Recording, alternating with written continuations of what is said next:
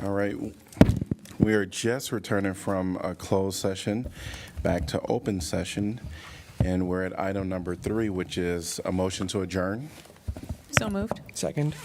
Moved by Burgess, seconded by Dunn. All in favor say aye. Aye. Any opposed? Motion passes 7-0.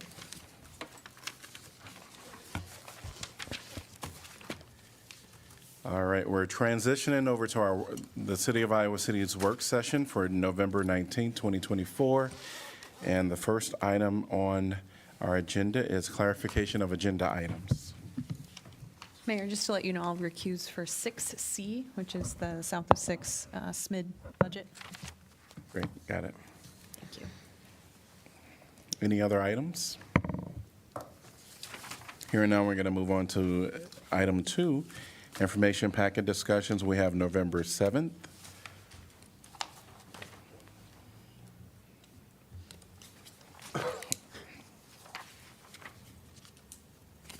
And then for November 14th information packet, we do have a memo from our Assistant City Manager with our 2025 state legislative priorities.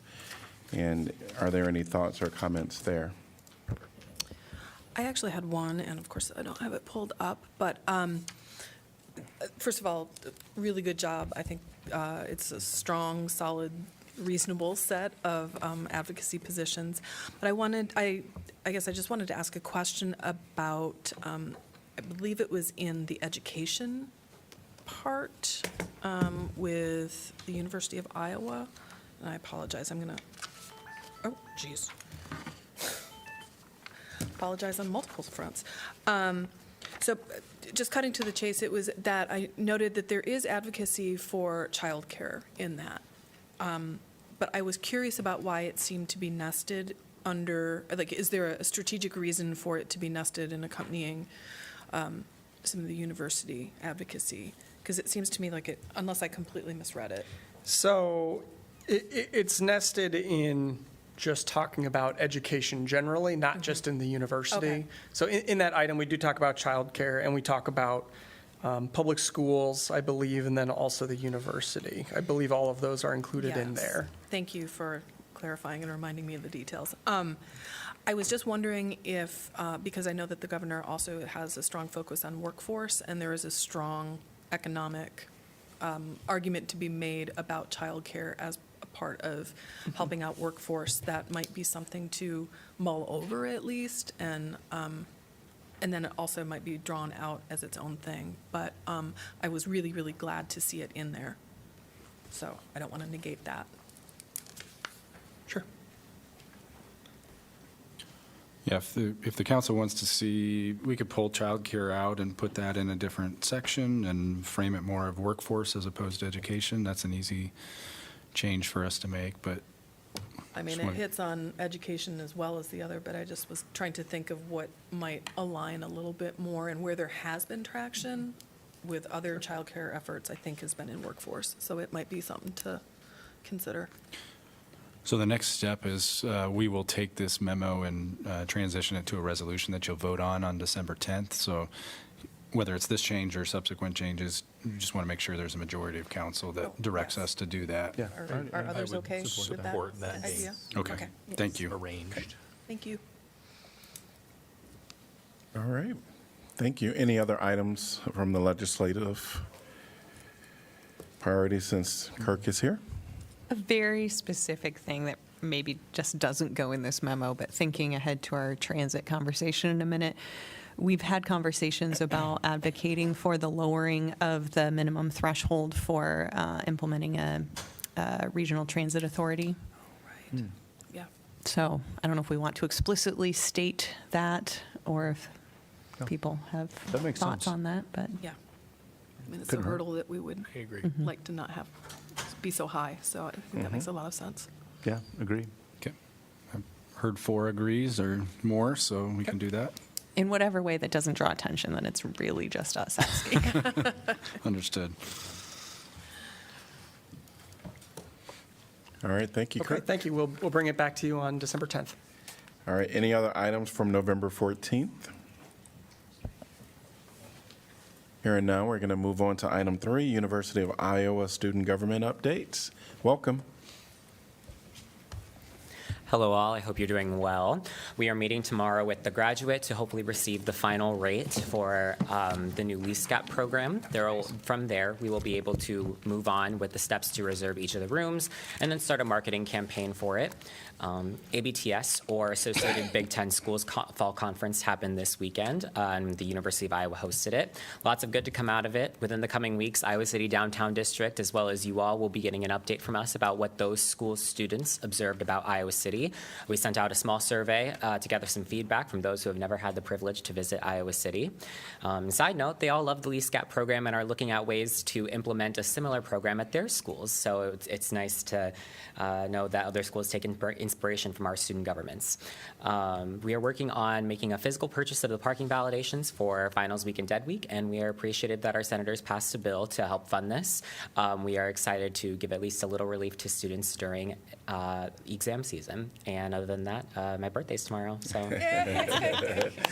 right, happy birthday, early. thank you. Yes, thank you.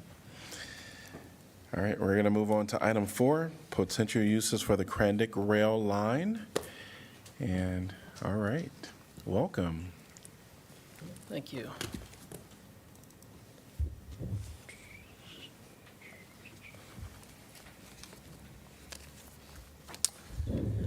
Good afternoon. Thank you for having me. My name is Kent Ralston. I am the city's transportation planner. I'm also the executive director of the Metropolitan Planning Organization.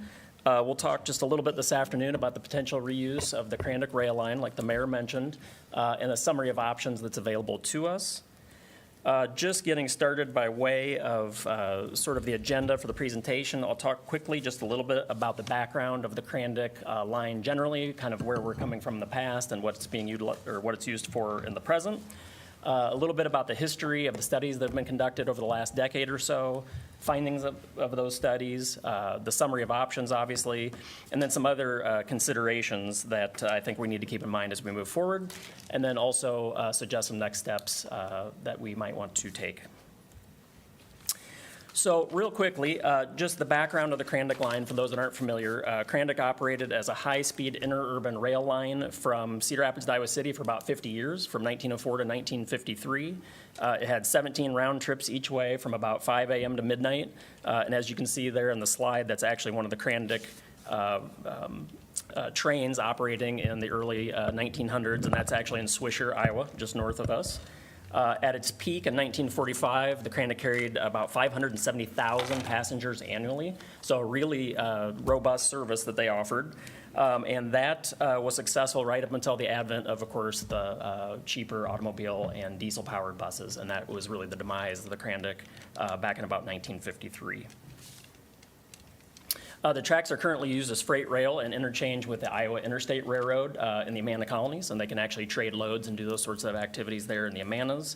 And really the corridor that I want to speak to you all about tonight is really what's shown up in yellow here, or in gold in the slide. About a 9-mile corridor roughly from Burlington Street here in Iowa City up to Penn Street in North Liberty.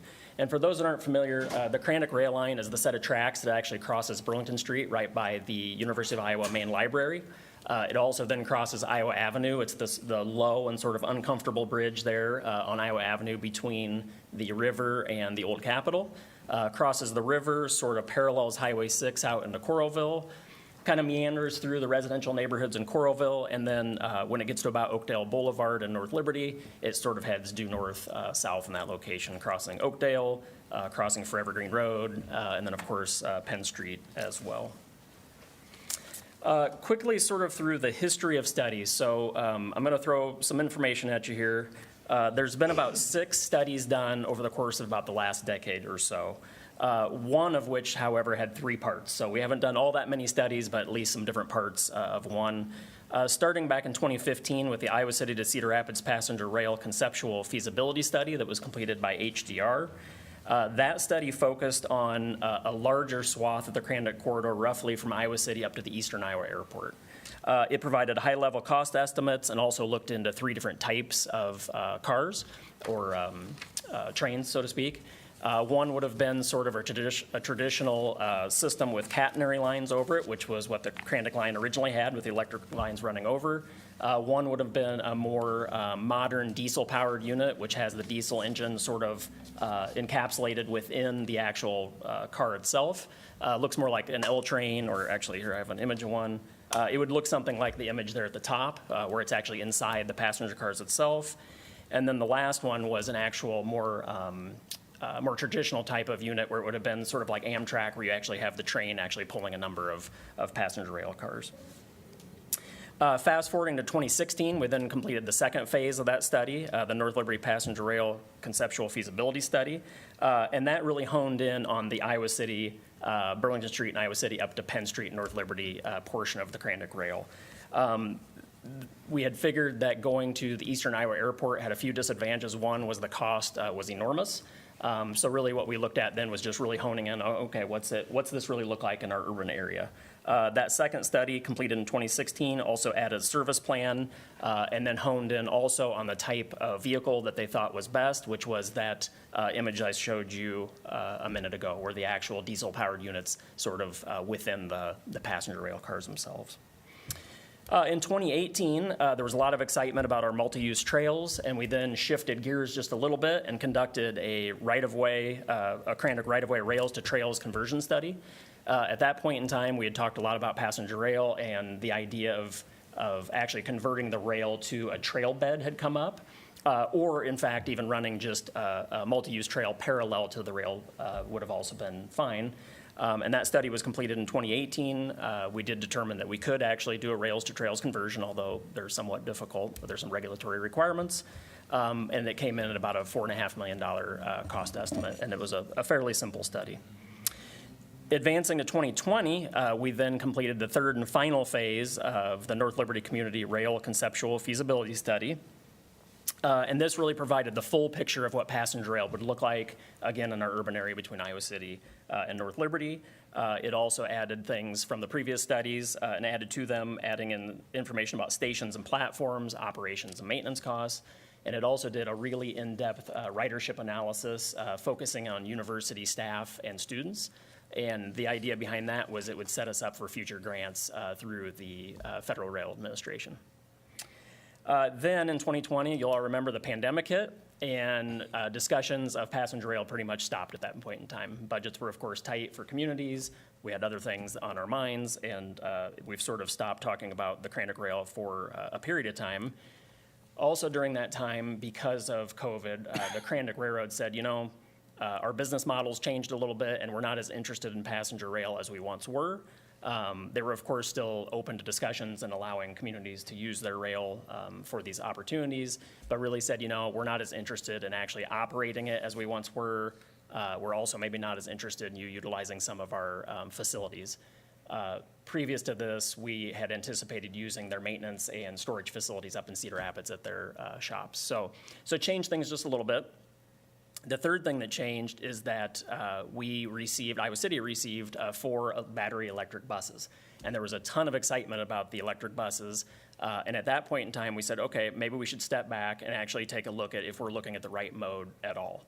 And that leads us to the second to last bullet point there, which is the bus rapid transit feasibility study on that same corridor that we completed about a month ago. And actually, the consultant just gave the Metropolitan Planning Organization Policy Board a presentation on last Wednesday. And then last but not least, the purpose of the bus rapid transit study was to really be able to compare an apples-to-apples comparison between the passenger rail studies that have been completed and then the bus rapid transit. So the idea is to look at both modes and give everyone a chance to absorb that and figure out maybe what the best mode would be. And then last but not least is the Pop-Up Metro Light Rail project that is being led by Greater Iowa City, Inc. The Pop-Up Metro, for those that might not know, is the concept of actually bringing a live study to Iowa City. The Rail Development Corporation actually owns battery electric-powered train cars. Some of you I know might have traveled out to Pennsylvania last summer to take a look at these.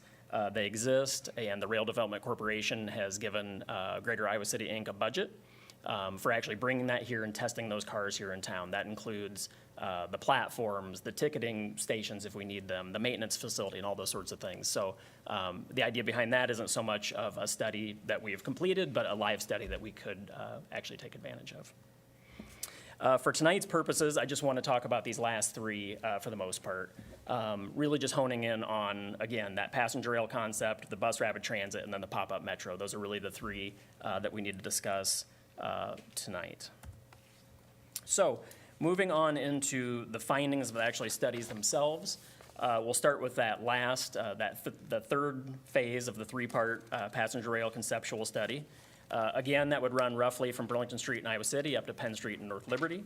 It contemplated having 7 different stops along the way, about a 25-minute end-to-end run time, 6 a.m. to 7 p.m. Monday through Friday, and a service frequency of about 30 minutes. So if you were to stand at a rail platform, you would wait about 30 minutes at the most for another train to come by and pick you up.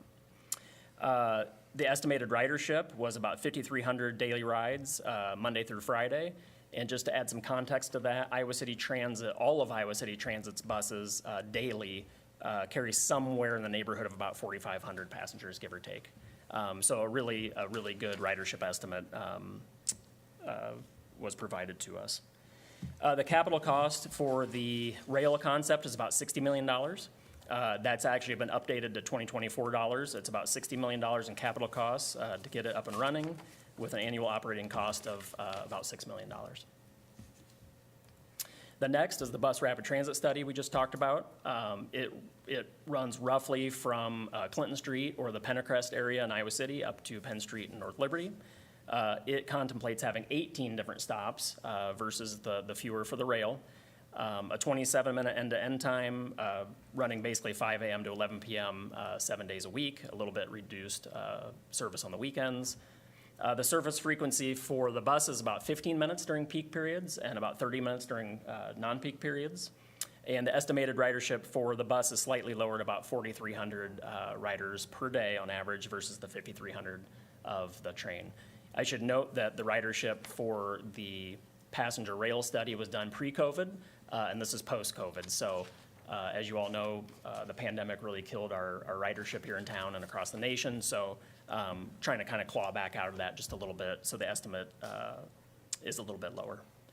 The capital cost in 2024 dollars for the bus rapid transit is about $87 million with an annual operating cost of about $2.4 million. And then last but not least is the pop-up metro light rail project, again, being led by Greater Iowa City, Inc. It runs roughly from Burlington Street in Iowa City up to Penn Street in North Liberty. It contemplated having 6 stops, although that can be adjusted.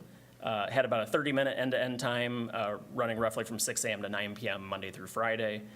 The service frequency is just a little bit longer, but I think it's probably, to be honest, somewhere in that same wheelhouse as the other two at about 45 minutes. And then, of course, the estimated ridership's not available, again, because it's meant to sort of be a live study that runs and, of course, tries to attract riders. The capital cost for the pop-up metro is $5.7 million, and this is a 3-year lease, where the other two we would actually own. This is a 3-year lease. Capital cost $5.7 million, like I mentioned, with an annual operating cost of about $3.7 million.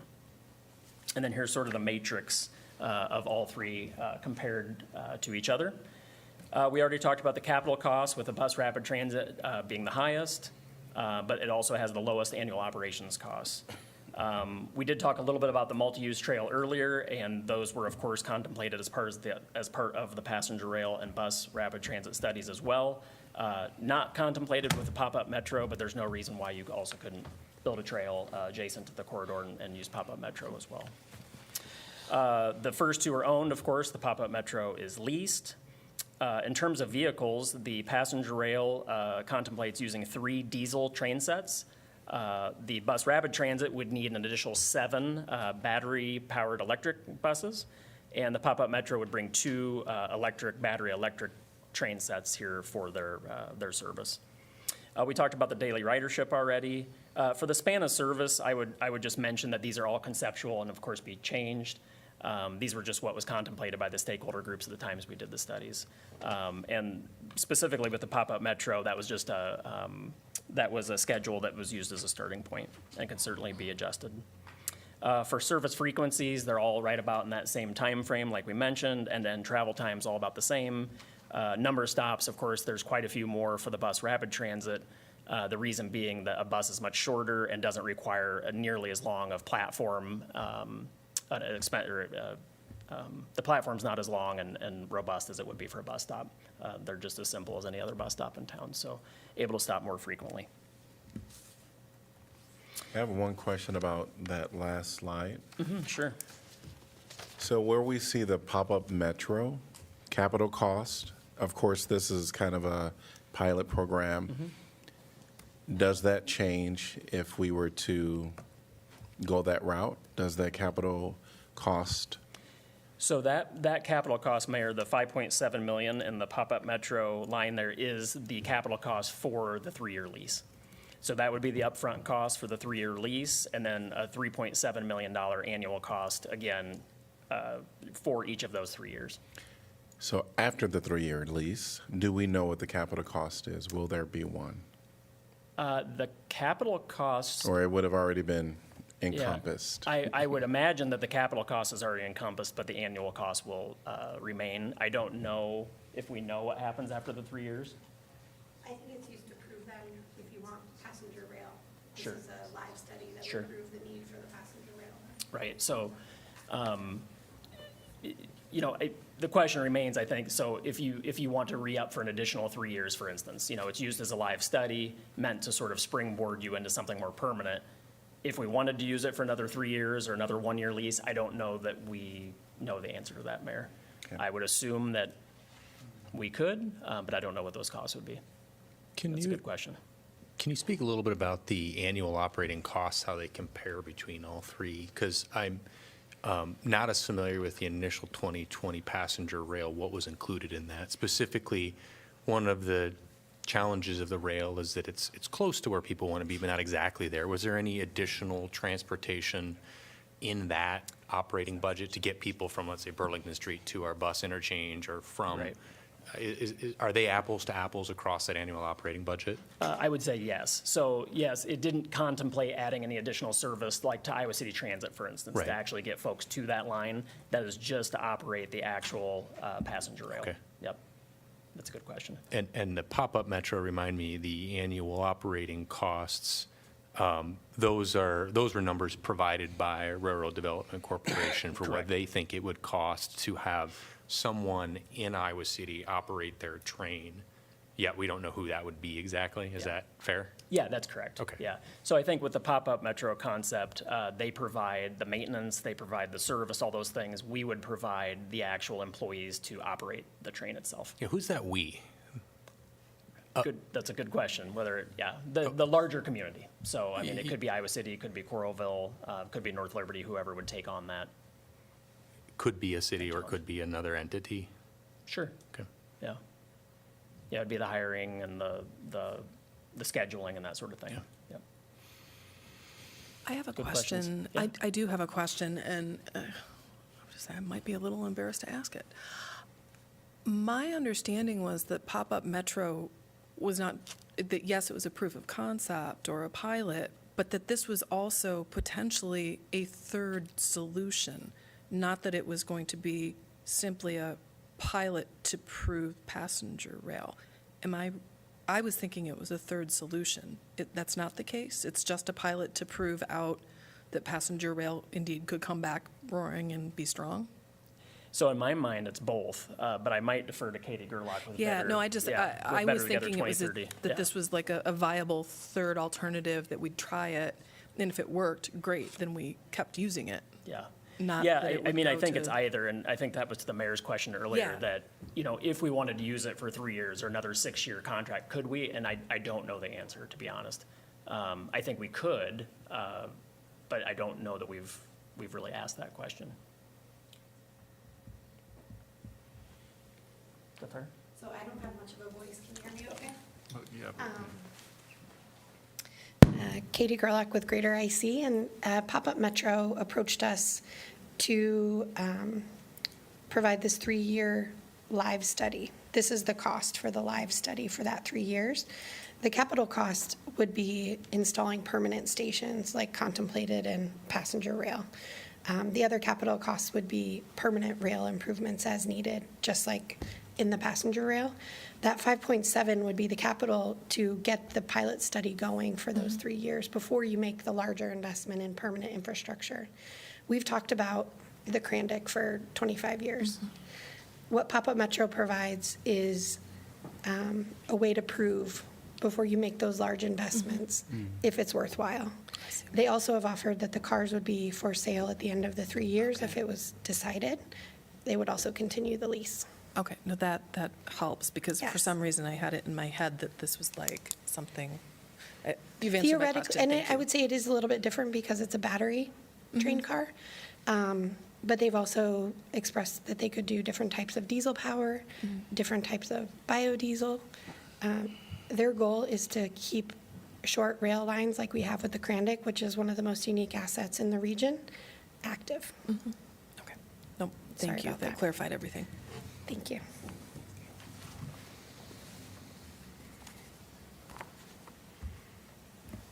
Any other questions before we move on? This brings us to the other considerations that we haven't just talked about.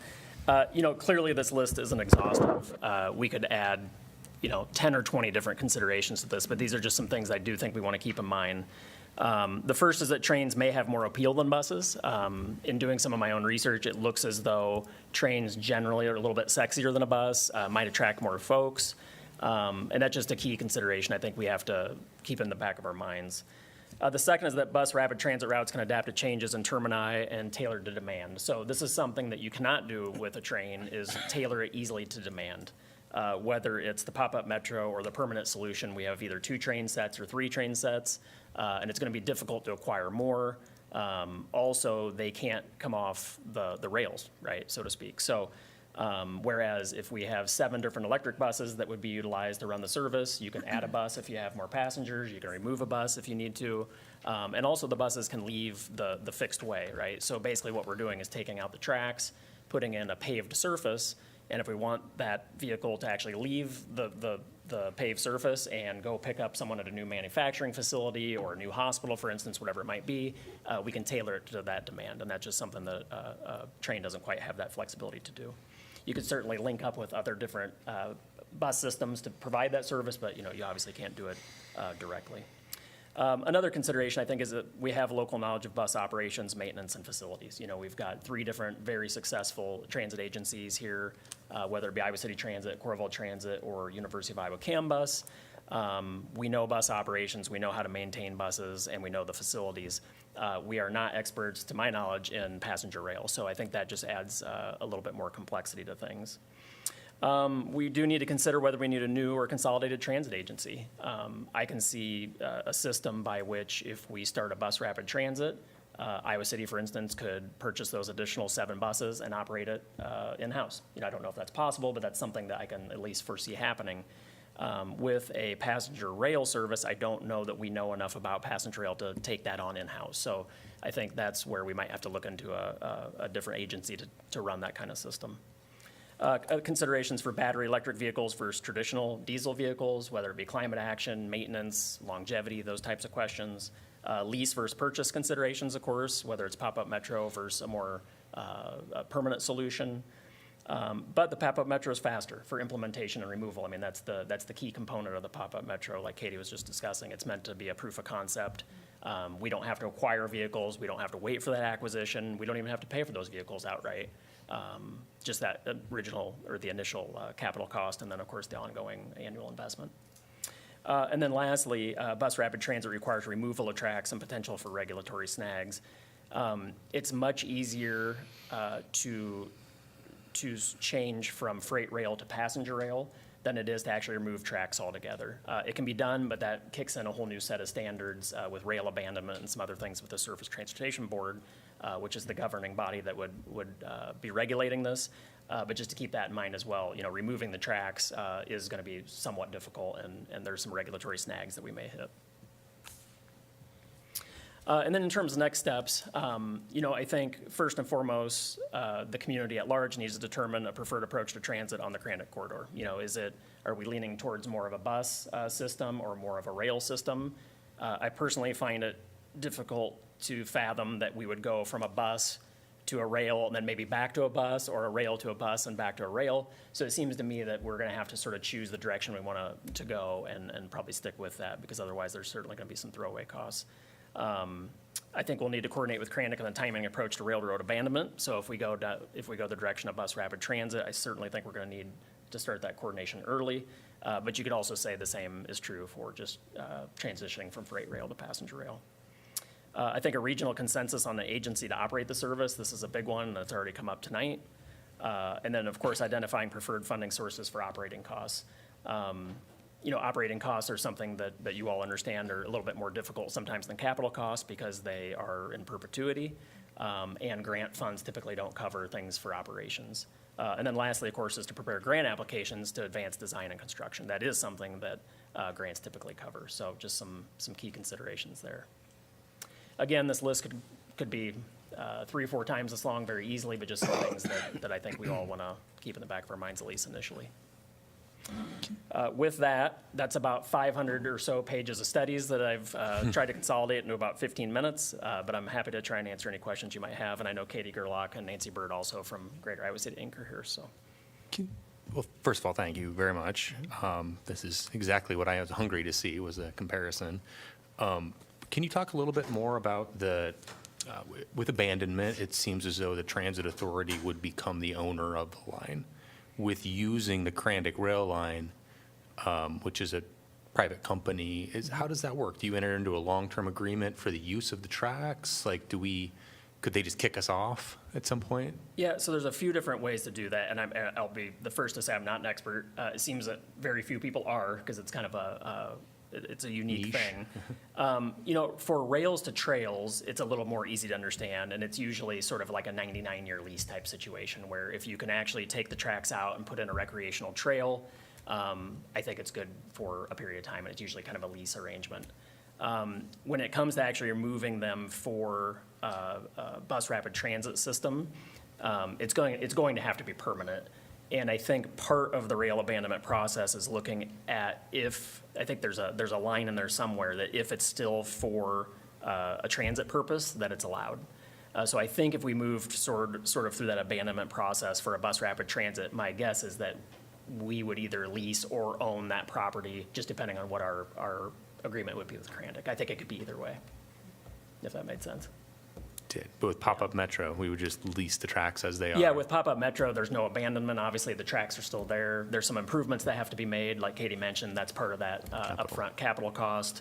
But with pop-up Metro, it's really just a matter of separating the freight from the passenger rail for safety reasons. So it's hard to operate freight and passenger on the same line. I mean, clearly we do it with Amtrak and so on, but the easiest way to do that is Crandon will tell you is that they would just cease freight operations on the line altogether and essentially just cut that off, say, north of North Liberty. Then for the safety benefits or to get through those safety regulations, it's just passenger rail. And they said that is what they would do if we move forward with that. Or at least that would be their hope, is they could do that. Right now, I believe I'm correct in saying that the only thing they do south of Penn Street is that they go to Stutzman's occasionally down in Hills. And they said they could likely work out an agreement with Stutzman's, put that on trucks instead of a train. Yep. With that being said, Burlington Street to Penn Street is what's being proposed. Is that for both the bus rapid transit and pop-up? Yeah, Okay. that's correct. And then is there any and there's 6 stops for pop-up Metro, but the thought is there could be additional stops in the future? Yeah, it's all to be negotiated, yep. And then talking about Hills, potentially would there be future considerations, I guess, for the bus rapid transit to go south still? Yeah, I think there certainly could be. I think we'll run into the same issue probably that we had with going to the Eastern Iowa Airport, even with the rail, was just the cost just becomes so exorbitant for the distance you have to travel. that it would be unlikely that we'd be able to maybe justify it to go to Hills. In my mind, Mayor, it's probably more justifiable to go north towards the Eastern Iowa Airport and then ultimately to Cedar Rapids. But sure, you certainly could. And I wasn't thinking Hills specifically, but more closer to the Hy-Vee. Oh, right. Highway 1, Yeah, that area. certainly you can, yeah. Okay. Yep. And the reason that, we had contemplated that before in the passenger rail studies, the reason we ended up saying we would likely stop at Burlington Street is once you get south of Burlington, there's a lot more crossings. You add something, I don't quote me, but you add something like 3 or 4 crossings for a matter of like a quarter mile, and all those crossings come with a big price tag. So it was thought originally, we'll just stop at Burlington Street, and cut those costs out. But certainly you could, yeah, that's a great question.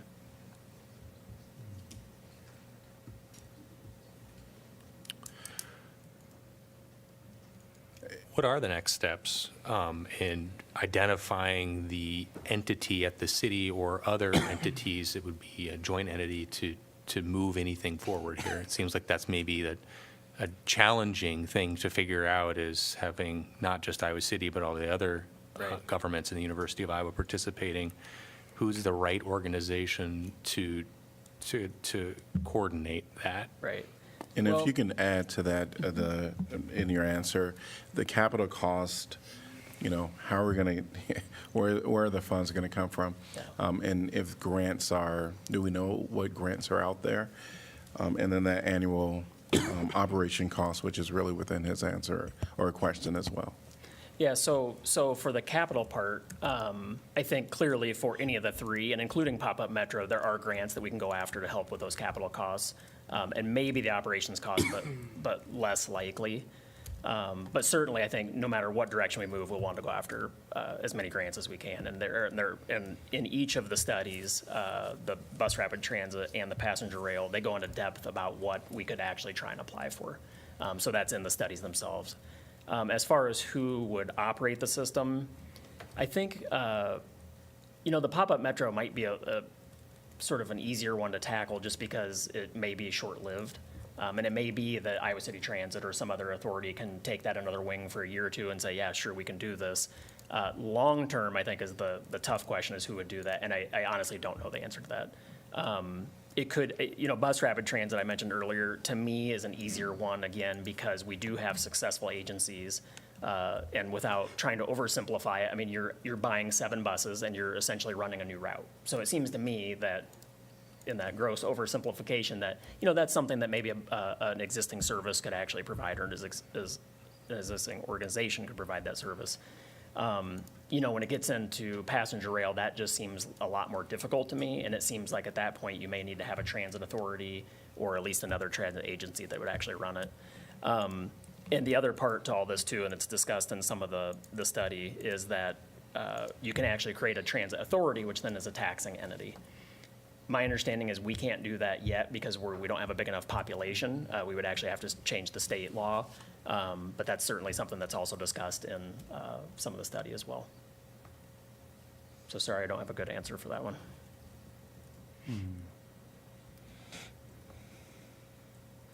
One thing I wonder about, looking at all these 3 together, and I don't necessarily, maybe something for future consideration, maybe not an answer you would have off the top of your head.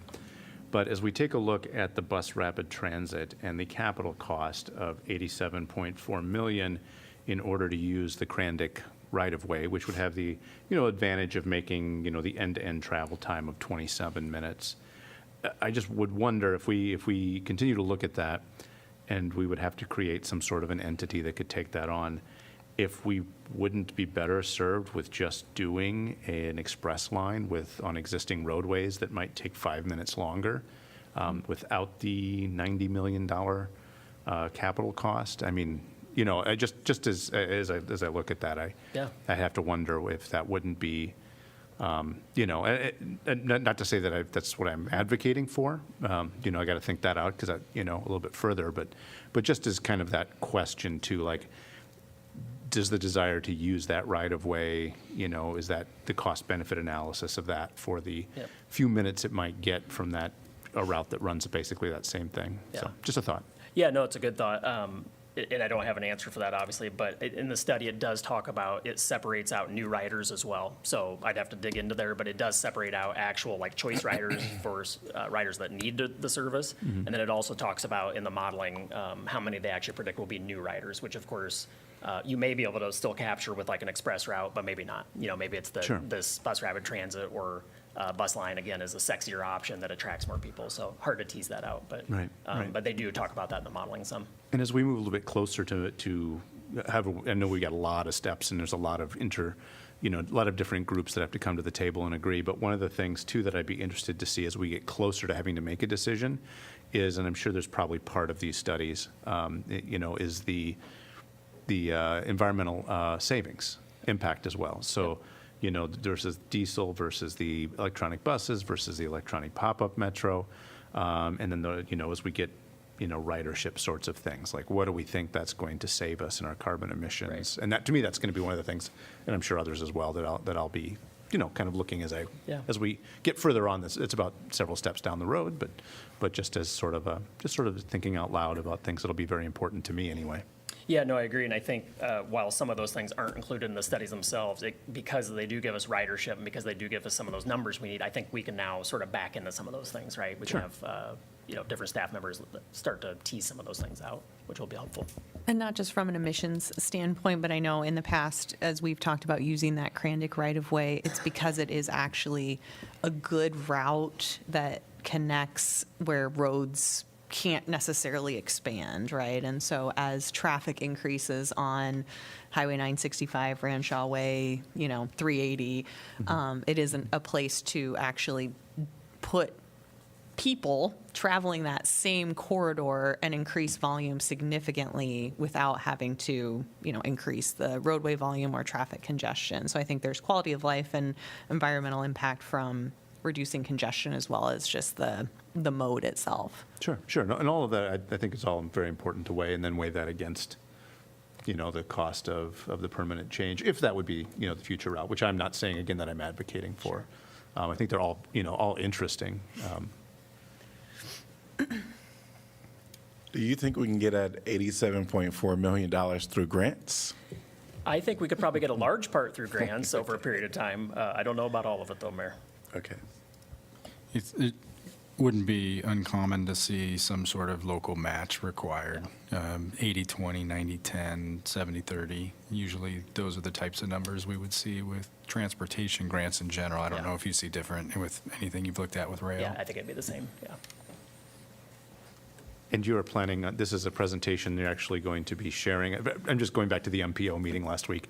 And you had said you'd be doing a similar kind of meeting with some of the other entities, Coralville, North Liberty, the university. And so I imagine you'll be kind of this process of maybe getting some early feedback to see if anybody's really strongly for or against any of these, because... Yeah, so my plan was to try and get on the joint entities meeting in January, Okay. which I think is being hosted by the county. And whether I, marry this with the actual bus rapid transit study itself, information that you all got at the board meeting last week, this is probably more helpful, to be honest, I think, for decision makers like yourselves. But yeah, so I plan to go and give a similar presentation at the joint entities meeting in January, and kind of just keep getting that information out. And of course, I'd be happy to do it for anybody else that asked as well.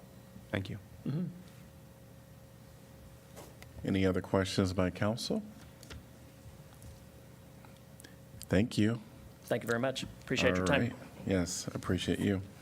All right, so what we're going to do is we're going to skip down to item number 6 and give some quick updates, and then we'll recess our work session and come back after our formal meeting to discuss number 5.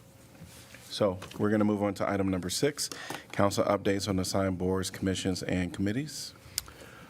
Paratransit Advisory Committee met today, and just as a reminder, there was a same-day service funded through ARPA that expanded coverage to people beyond those who might not have had all of the paperwork in to participate. That does expire on December 6th this year.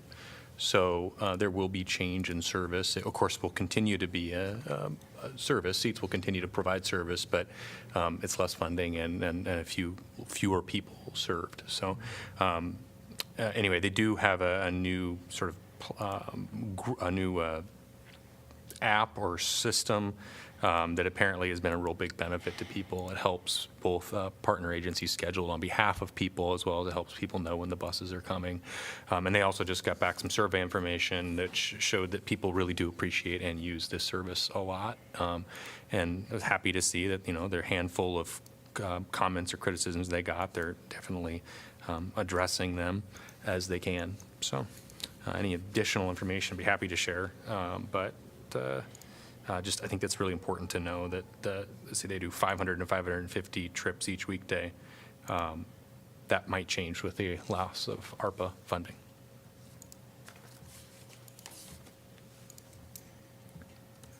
Here are no other updates.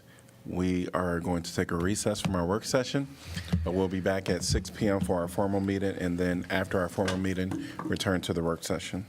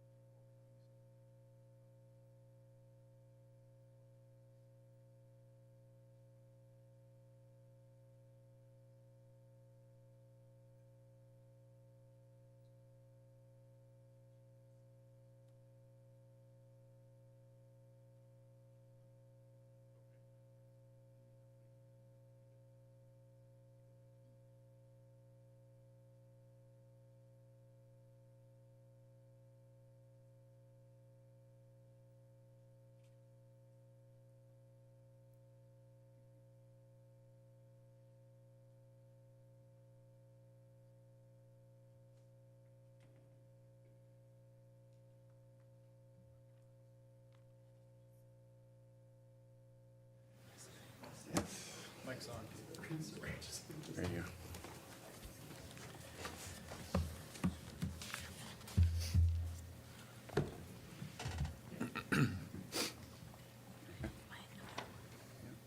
Right there. National Injury. Oh, no, I'll let you. All right, welcome to the City of Iowa City's formal meeting on November 19, 2024. It is just after 6 p.m. I'm going to call this meeting to order. Roll call, please. Alter. Here. Burgess. Here. Dunn. Harmson. Here. Moe. Here. Saleh. Yeah. Teague. Here.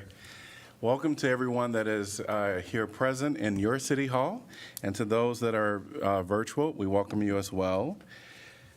We're going to move on to items 2, which is proclamations. We have 2A, National Apprentice Week. Whereas National Apprentice Week is celebrating its 10th anniversary of raising awareness of the vital role registered apprenticeships provide in creating economic opportunities for allowing apprentices to earn while they learn and preparing a pathway to good quality jobs and family supporting careers in Iowa City and across the nation.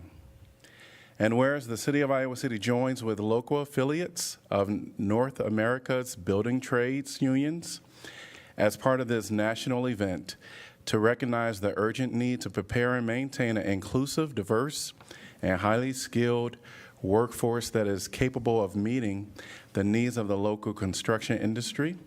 And whereas the City of Iowa City recognizes that registered apprenticeship is an industry-driven training model with a proven ability to improve job quality and skills, which will play a critical role in addressing our nation's most pressing workforce challenges as we rebuild our country's infrastructure, address critical supply chain demands, and support a clean energy future. And whereas our region is home to state-of-the-art building trades registered apprenticeship programs in which workers are paid family-supporting wages with health care and retirement benefits while receiving debt-free, comprehensive, multi-year training in their crafts. And whereas the City of Iowa City is proud to partner with the University of Iowa Labor Center, the Cedar Rapids, Iowa City Building Trades Council, Dream City, and New Creations International Church to advance equitable pathways into building trade registered apprenticeship program for residents of our city, including individuals who have been historically underserved, marginalized, and adversely affected by persistent poverty and inequality, thus strengthening our local economy. Now, therefore, I, Bruce Teague, Mayor of Iowa City, do hereby proclaim November 17th through November 23rd, 2024, to be National Apprenticeship Week in Iowa City, Iowa. And receiving this is a lot of individuals that is here with us. So those that are going to speak, I invite you up at this time.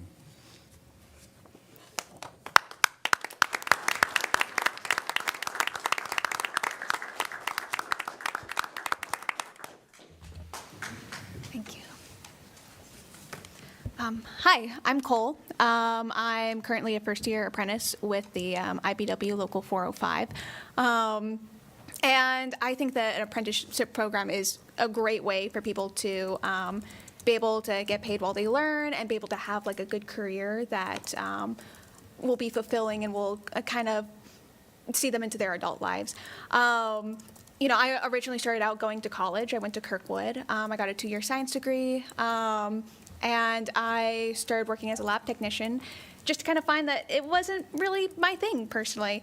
I kind of wanted to do something that I was working with more with my hands. And so the pre-apprenticeship program that the Labor Center puts on really helped guide me into a union apprenticeship program and really helped kind of show me what it was like working in the trades.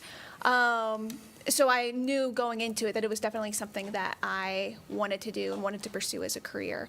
And even now, as an apprentice, graduating the pre-apprenticeship program, the Labor Center still helps me with their leadership class, Stepping Up for Iowa's Future.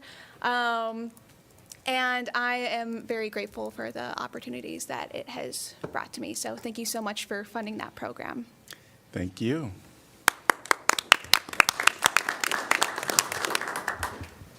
Welcome. First, I want to say good evening, everybody. Good evening. My name is Escalade Smith. I'm with Local 263, as well as the Stepping Up for Iowa City's future, or Stepping Up for Iowa's future. I was also a part of the Labor Center program as well. And prior to getting into the trades, I just started to work right after high school and everything. And I kind of just got stuck because I just wanted to be a part of something that would allow me to advance and give me just, constant opportunities for evolution. And that's why I got into the trades. And I just want to say thank you because if it wasn't for that Labor Center, I probably would still be working a job that I hate. And I want to just take this time to just encourage anybody that may be working a job that they aren't, the biggest fan of or aren't feeling satisfied from. Give the trades an option, give the trades an opportunity. Specifically for young kids who may be still in high school, who may be or in college, who may be apprehensive on going to college, I would say give the trades a chance as well. And just want to say thank you. Great. Thank you.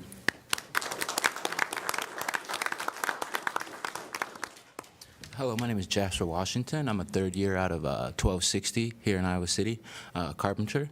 I'd just like to say thank you to everybody involved in the program. It's because of them that I'm able to do something that brings me peace and prosperity, and just I'm really grateful for that. So I encourage anybody who's thinking about it to at least give it a shot. So thanks Great. again. Thank you. Hi, my name is Jesus Garcia. I'm with the local 263 sheet metal workers. I also want to say thank you for putting on the Labor Center with Robin. She helped us out, showed us the process of how many trades there are and how many companies need tradesmen. So she gave us the option. So I chose sheet metal. And it's a career that I like, providing good wages for me and my family, and the benefits. So I want to say thank you for the day as well. Thank you. Hey, I'm Christian Ralph, and I'm a commercial wireman for Hawkeye Electric, and I'm working on Steinler, the orthopedic clinic down in over in North Liberty. And I've always wanted to work with my hands, and so I kind of always knew I was wanting to be working through the trades. And the pre-apprenticeship program brought light on electrician because I've always wondered how it worked, and going to see the JITC center, I was like, yeah, this is definitely what I want to do. And I made connections that, I wouldn't have made because my family's not part of any trade. And yeah, and I'm very grateful for everything that Robin's done, that you guys done. And so, yeah. Great. Thank you. Hi, my name's Dane Taylor. I'm a union iron worker for Local 89, and I have the pleasure of working in Iowa City at the Children's Hospital for AWS, and I recently turned out earlier this year. We have a 3-year program as an iron worker, and I'm thankful to be an iron worker, and our apprenticeship has been amazing. You could have little to zero experience, and they give you the tools and knowledge to give you a successful career.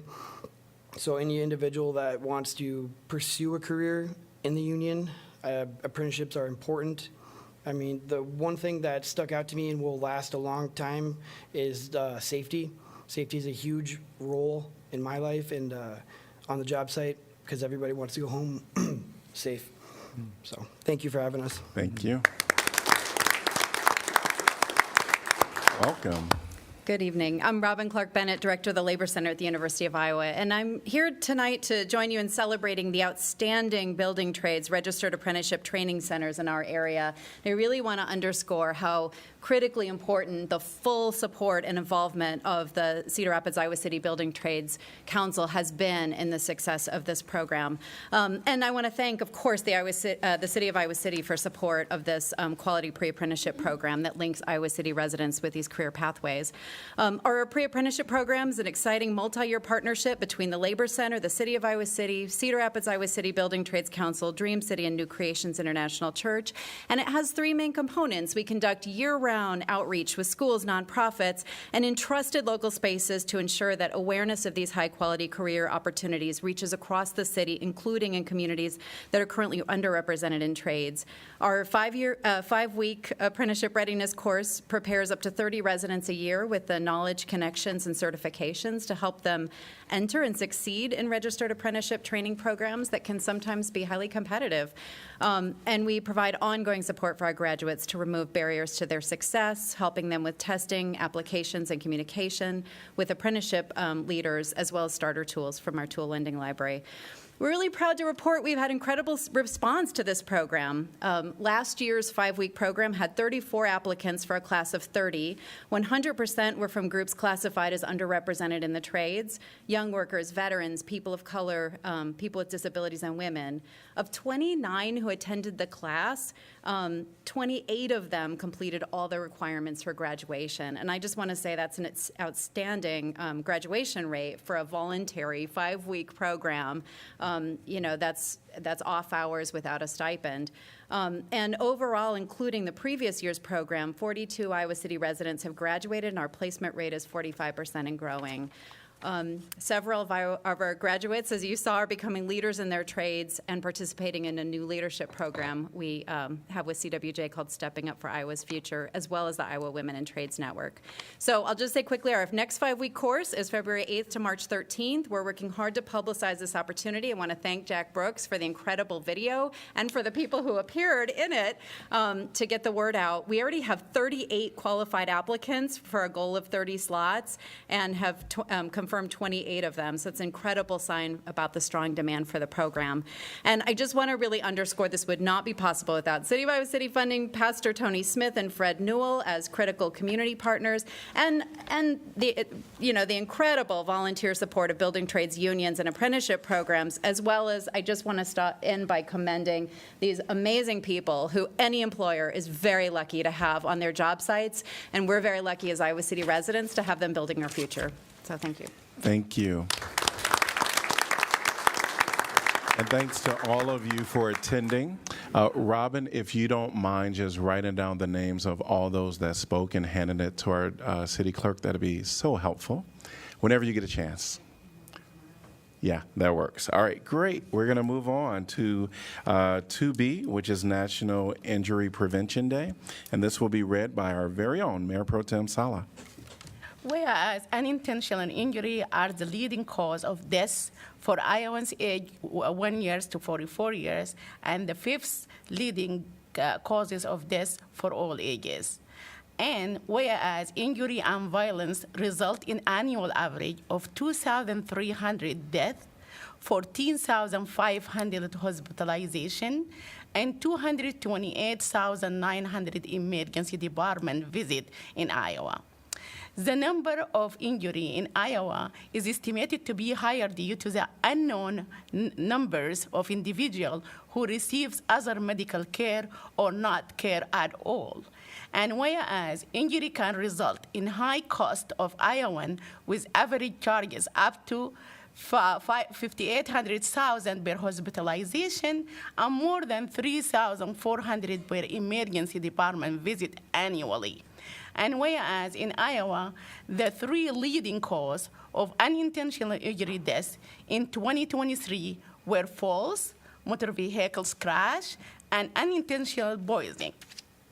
And whereas injury, whether intentionally or unintentionally, are preventable with the state of Iowa, University of Iowa Healthcare State Family Children's Hospital, and University of Iowa Healthcare, the University of Iowa Injury Prevention Research Center, Iowa Department of Health and Human Services, and other partners across the state are committed to increase public awareness and education around the prevention of injury as we observe National Injury Prevention Day in Iowa and throughout the years. Now, therefore, I, Mazahir Saleh, on behalf of Bruce Teague, Mayor of Iowa City, do hereby proclaim November 18, 2024, to be National Injury Prevention Day in Iowa City. And here to accept is Pam and Ella, I'm Pam, sorry.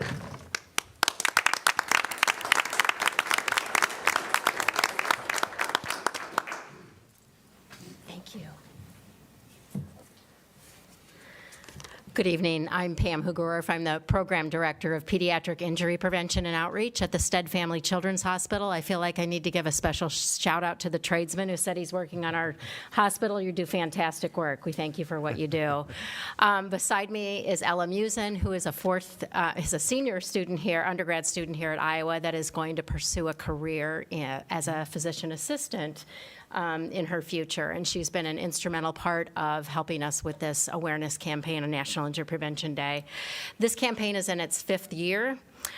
We've received other proclamations, so I want to thank Mayor Teague and the rest of the City Council for supporting this proclamation. This is a national campaign that's led by many children's hospitals across the country, and we're leading efforts to hopefully prevent unintentional injuries to kids. As you heard in the proclamation, unintentional injuries are the leading cause of death and disability from birth to 44 years of age. And the sad part of it is so many of those injuries are preventable. And the vast majority of them actually are preventable. And what we're not asking parents to wrap their kids in bubble wrap, although sometimes that's a great answer, right, and a great solution. But examples like put a helmet on your head when you ride a bike to prevent a traumatic brain injury in case there's a crash. Use the right type of car seat or booster seat, or certainly seat belts when you're riding in a vehicle to prevent an injury. And then prevent access and store dangers inside of a home securely so that little hands can't get into those dangers. Our mission is to prevent a family from having to endure a significant injury or possibly death to a child. That's our main goal at the hospital, is prevent those injuries from happening. Again, we want to thank you for your support. Thank you both.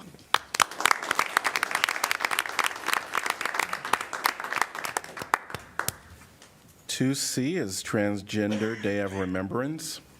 Whereas transgender individuals in Iowa have been subject to increasing attacks on their ability to build a life in Iowa, with the number of anti-transgender bills introduced in Iowa legislature rising from 22 in 2023 to 35 in 2024. And whereas the City of Iowa City recognizes the increasing rate of hostility to transgender people's existence in the world, leading to senseless death by violence of transgender individuals nationwide, with a disproportionate number of these deaths being transgender women of color. And whereas the entire community suffers when we lose the talents and contributions of any member prematurely, whether due to the direct anti-transgender violence, to suicide, or to health conditions resulting from trauma, or the accumulate weight of relentless discrimination. And whereas 2024 marks the 25th year of Transgender Day of Remembrance, which was begun in 1999 by Gwendolyn Ann Smith to memorialize Rita Hester, a transgender woman who lost her life in a murder that remains unsolved today, and which has come to memorialize all transgender people whose lives were lost through violence. And whereas Transgender Day of Remembrance helps bring public awareness to and honors the memory of those hurt and killed by acts of anti-transgender violence each year. And whereas the City of Iowa City embraces all persons who uphold our shared values of dignity, equality and fair treatment and rejects the forces of discrimination, stigma, and bias that fuel abuse and violence toward people simply for being who they are. And whereas all persons are encouraged to observe this day, to promote acceptance and understanding, and to honor those who have lost their lives to anti-transgender violence and their loved ones.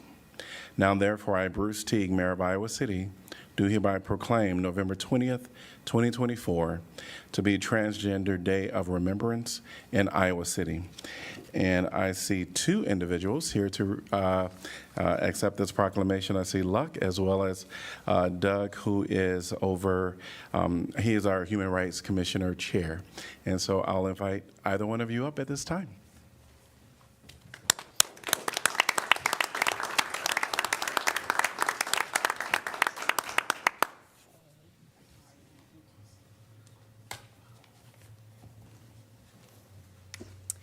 Thank you for recognizing Transgender Day of Remembrance. My name is Lucky Kiche. My pronouns are he, they. I'm a teacher in the Iowa City School District, and I'm here on behalf of Iowa City Pride. The most recent study projects that this year, at least 350 transgender people were killed. Last year's total was 321. This significant increase is detrimental, especially in the 14% increase of murders. 9 in 10, 93%, were Black and brown trans people. According to Angelo Farrell Zabala, it is crucial to remember that behind every data point in this report, there is a real person whose life was cut short because they were simply trying to live their life as their most authentic selves. We use this day and every day to remember, celebrate, cherish our siblings, to protect trans lives. Immediate action to counter the surge in anti-trans hate speech and attacks will be crucial as we enter our future. Thank you. Thank you.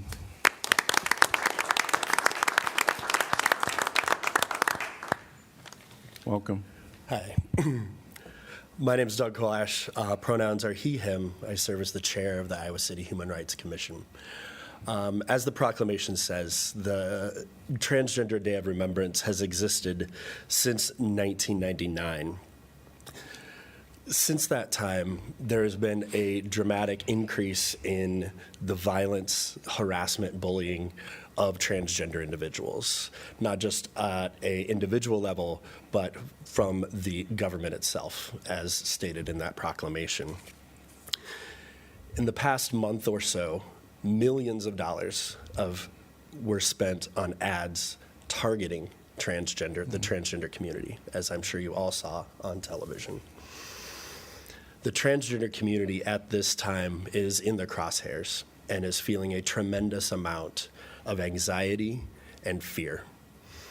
And rest assured, we can see that that trend will continue. We will see more bills. We will see more violence towards our transgender neighbors. Therefore, it's very critically important that we work to ensure that everybody in Iowa City is welcome, that all are welcome in this community. Proclamations are great. They increase awareness. But in the past 25 years, we keep seeing an increase. Proclamations aren't enough.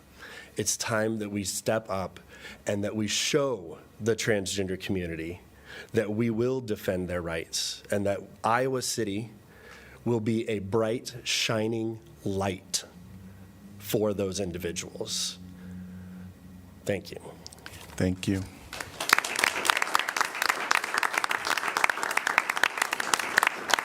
And thanks to everyone that came for the proclamations.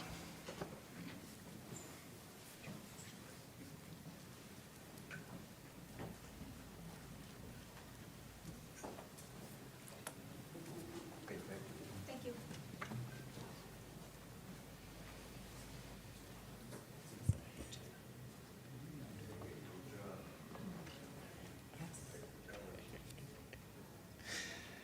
All right.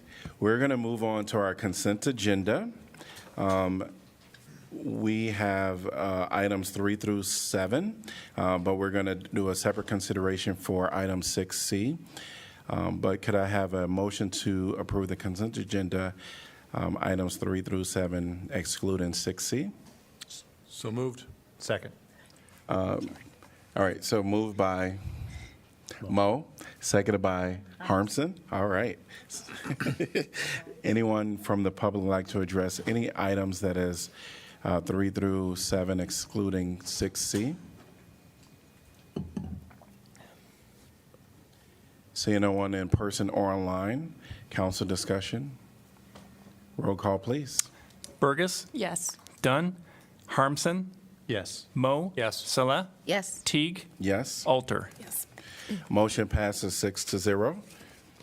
We are going to move on to item number 6C for separate consideration. And could I get a motion to approve 6C? So moved. Second. Moved by Dunn, seconded by Alter. Anyone from the public like to address this topic? Seeing no one in person or online, council discussion. Roll call, please. Dunn, Yes. Harmson, Yes. Mo. Yes. Salah, Yes. Teague, Yes. Alter. Yes. Motion passes 6-0. Okay. We are at item number 8, which is community comment. This is an opportunity for the public to comment on matters that are not in our regular agenda. Wanted to see a raise of hands of those that would like to comment on anything during this period. Okay, I see 2. Yes, all right. Well, welcome you to come up. You'll have up to 30 minutes to speak, and just know that council cannot reply to you during this time. Welcome. Hello, Council, Mayor. Thank you for having us. Name and city you're from, My name is please. Brandon Ross. I'm from Iowa City. I would like people to just stop for this moment and consider that our government has just given the okay to send weapons, to send bombs into interior Russia, into Moscow. And as we all know, there's been a conflict going on. Some of us know that it's been going on since 2014. The U.S. has been involved since then. Russia got involved in 2022. Negotiations between those two countries were proposed for weeks right after Russia's involvement, but the U.S. stopped those negotiations. Boris Johnson was sent into Istanbul in March of 2022 to not accept any conditions. The U.S. has sent in $200 billion worth of arms, and Antony Blinken said right now, between now and the next presidential term, he'll send in everything he can. Joe Biden signed a way that Ukraine can send bombs into Russia, which is reckless. It doesn't matter if you like Joe Biden or you don't like Joe Biden. It doesn't matter. If we send those bombs in, which we've never done before, we have never bombed Moscow, it will be U.S. arms, and it will be U.S. technicians and engineers involved. And Russia has said that they will consider that as a call to war. We will be in World War III. This is important to take this moment to consider this. It is reckless. There's no reason to do this. It endangers the whole world. Already there's 1 million casualties from both eastern Ukraine and western Ukraine. But it will get a lot worse if that's allowed to happen. So no matter what side of the ledger you feel like you're on, this is one thing that cannot happen. We cannot bomb a fellow nuclear country and think that everything is going to be all right. It will not be. Game over. So I plead with people, this is the time to call the White House. I don't care whether you're Republican or Democrat. To call Congress. It doesn't matter if you are a Democrat or Republican, and protest this action and stop the potential destruction of the world. Thank you.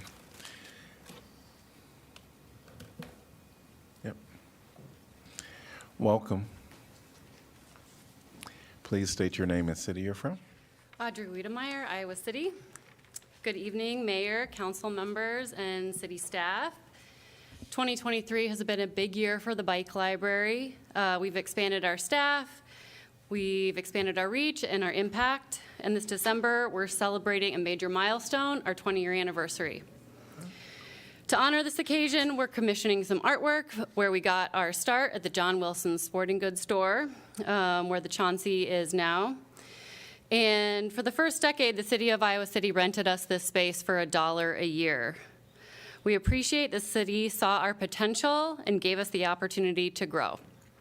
Today, I'm here to say thank you to the city of Iowa City and to the Climate Action Outreach staff for your continued support and guidance as we look forward to the next 20 years. This year, the City of Iowa City named the Bike Library a Resiliency Hub pilot site, and with it is coming significant funding over the next 2 years. Some may wonder why a bike shop as a resiliency hub. There's the transportation piece, of course. If all else fails, we can fix your bike and get you where you need to go. But it's more than that. And if you've ever been to the bike library, and I'm sure the city is recognizing this, the way we do what we do is fundamentally aligned with the goals of resiliency. A resiliency hub is defined as a trusted public community space that provides engagement and resources in times of need. And that's exactly the role we strive to play every single day. People are at the heart of everything we do, from supporting our volunteers that make our operations possible to serving patrons across our community. Our programs and services are designed to benefit everyone, especially the most vulnerable populations. The city has recognized again our potential as a trusted community resource. This support comes at a critical time for us as we mobilize to tackle some ambitious projects in the coming years, like solar installation, sustainable landscaping, stormwater management, and developing our educational materials. These projects serve a functional need for us, but they also will serve as a valuable educational opportunity for residents of Iowa City.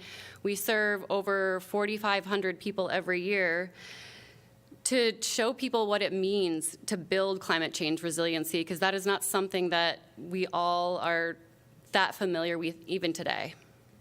So thank you, Iowa City, for believing in our mission and empowering us to grow into a stronger, more resilient resource for our community. Thank you.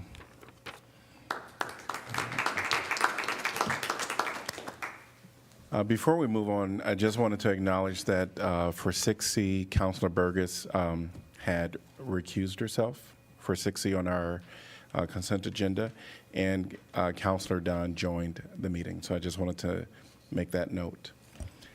We're going to move on to planning and zoning matters. 9A, zoning code amendment, tobacco sales-oriented retail uses. Ordinance amending Title 14 and Title Zoning Code to address tobacco sales-oriented retail uses. This is second consideration. Can I get a motion to give second consideration, please? So moved. Done. Second, Mo. All right. Anyone from the public like to address this topic? If you're in person or online, please raise your virtual hand. Seeing no one in person or online. Council discussion. Roll. Is this supposed to be, oh, no, never mind. Yep. Roll call, please. Harmson. Yes. Mo. Yes. Sella. Yes. Teague. Yes. Alter. Yes. Burgess. Yes. Dunn. Yes. Motion passes 7-0. Item number 10 is our regular formal agenda. We're going to go with 10A. Bradford Drive Water Main Replacement Project. Resolution approving project manual and estimate of cost for the construction of the Bradford Drive Water Main Replacement Project. Establishing amount of bid, security to accompany each bid, directing city clerk to post notice to bidders, and fixing time and place for receipt of bids. I'm going to open up the public hearing. And welcome. All right. Council, Mayor Teague, Yes. Michael Willis with the Iowa City Water Division, here to speak to the water main revision there.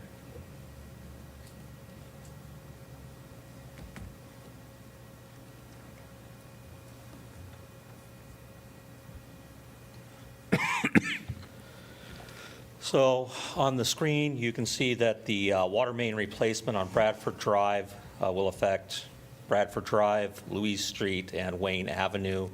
That's about a 4-block area. The scope is to install about 2,600 linear feet of water main. This is replacing about 2,000 feet of existing 1950s and 1960s era water main. There have been a recorded 20 main breaks since 1980. Working with distribution, I've been out there on a couple of them, and it makes quite a mess on Bradford there, which inhibits the ability of people to walk safely across the street to get to the school or even to the Mercer Aquatic Center.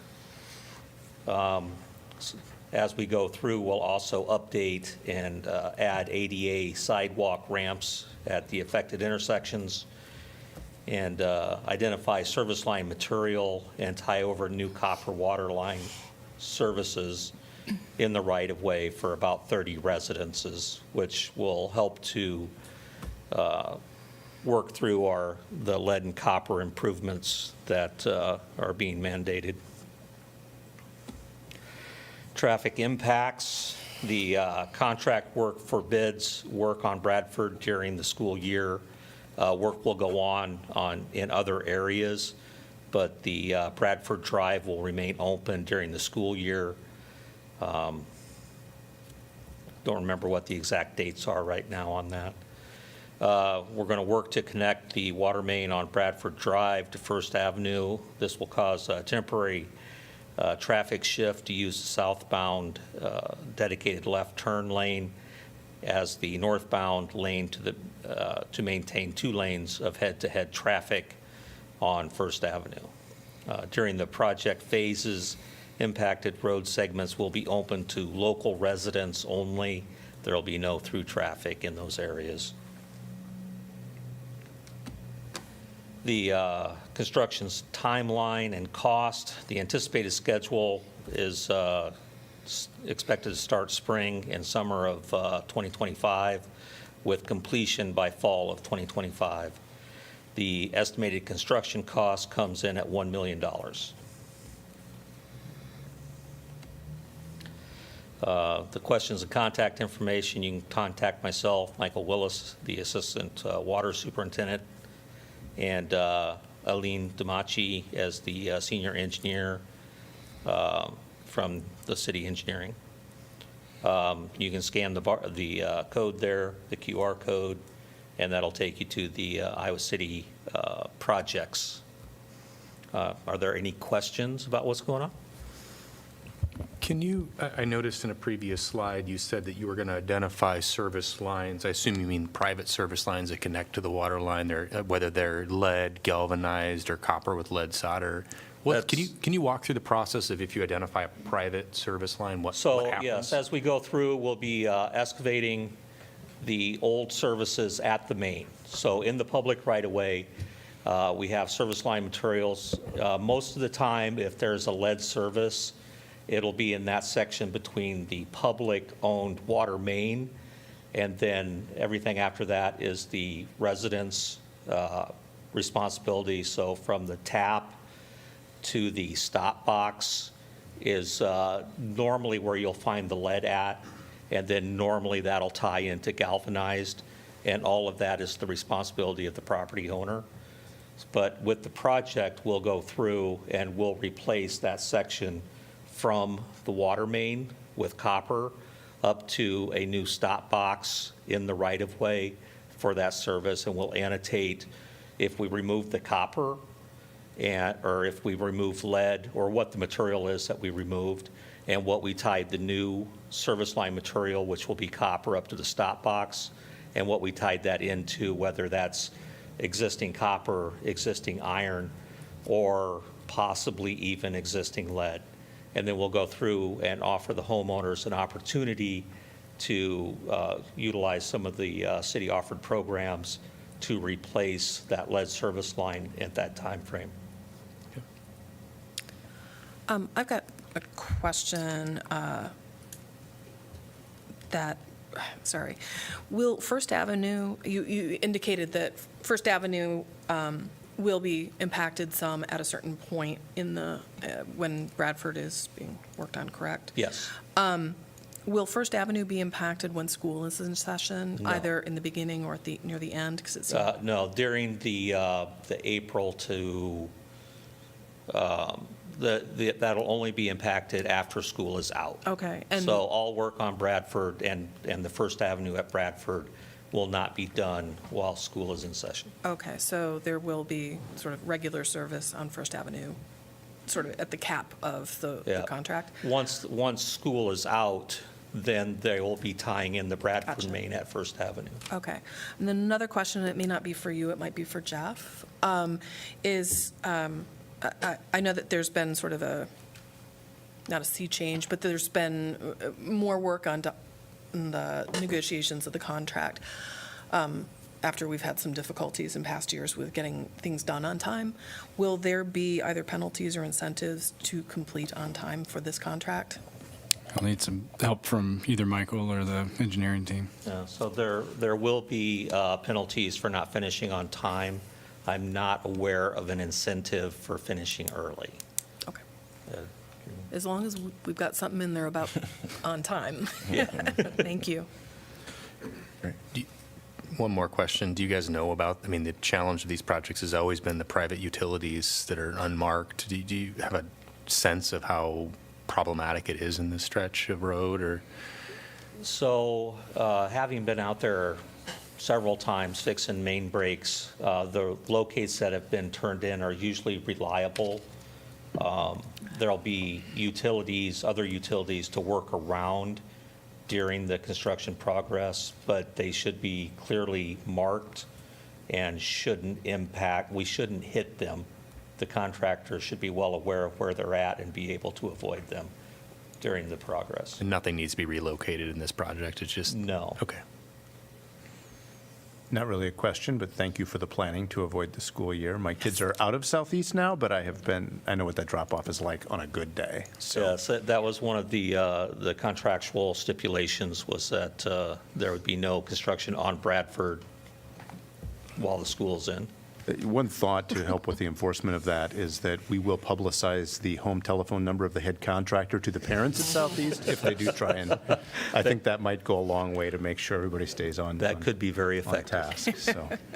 Thank you for posing those all in question format, because these are questions for staff. Thank you. Right. Thank you Anyone very from much. the public like to address this topic? If you're online, please raise your virtual hand. If you're present, please step forward. See no one in person or online.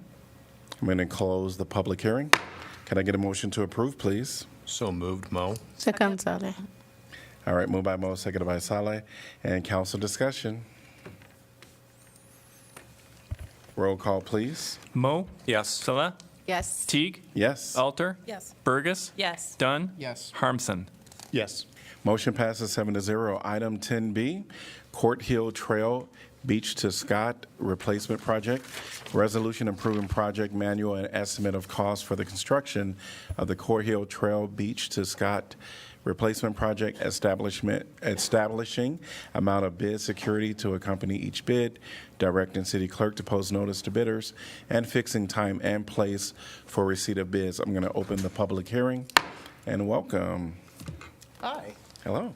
So I probably haven't been addressing the council in a while, so I might be a new face for some, but my name is Tyler Olson. I'm one of the civil engineers on staff with the engineering department. So today we're just going to be talking about the Court Hill Trail Replacement Project. So this is for a section of the Court Hill Trail that is on the east side of town, right across the street from Scott Park. And this is a section of the trail that's between Scott Boulevard and Beach Street. And with this project, we're intending to replace the existing trail that's there. So we're not really intending to change the footprint or the overall concept that was already there, but we are to replace the original trail that was installed about 2 decades ago or so.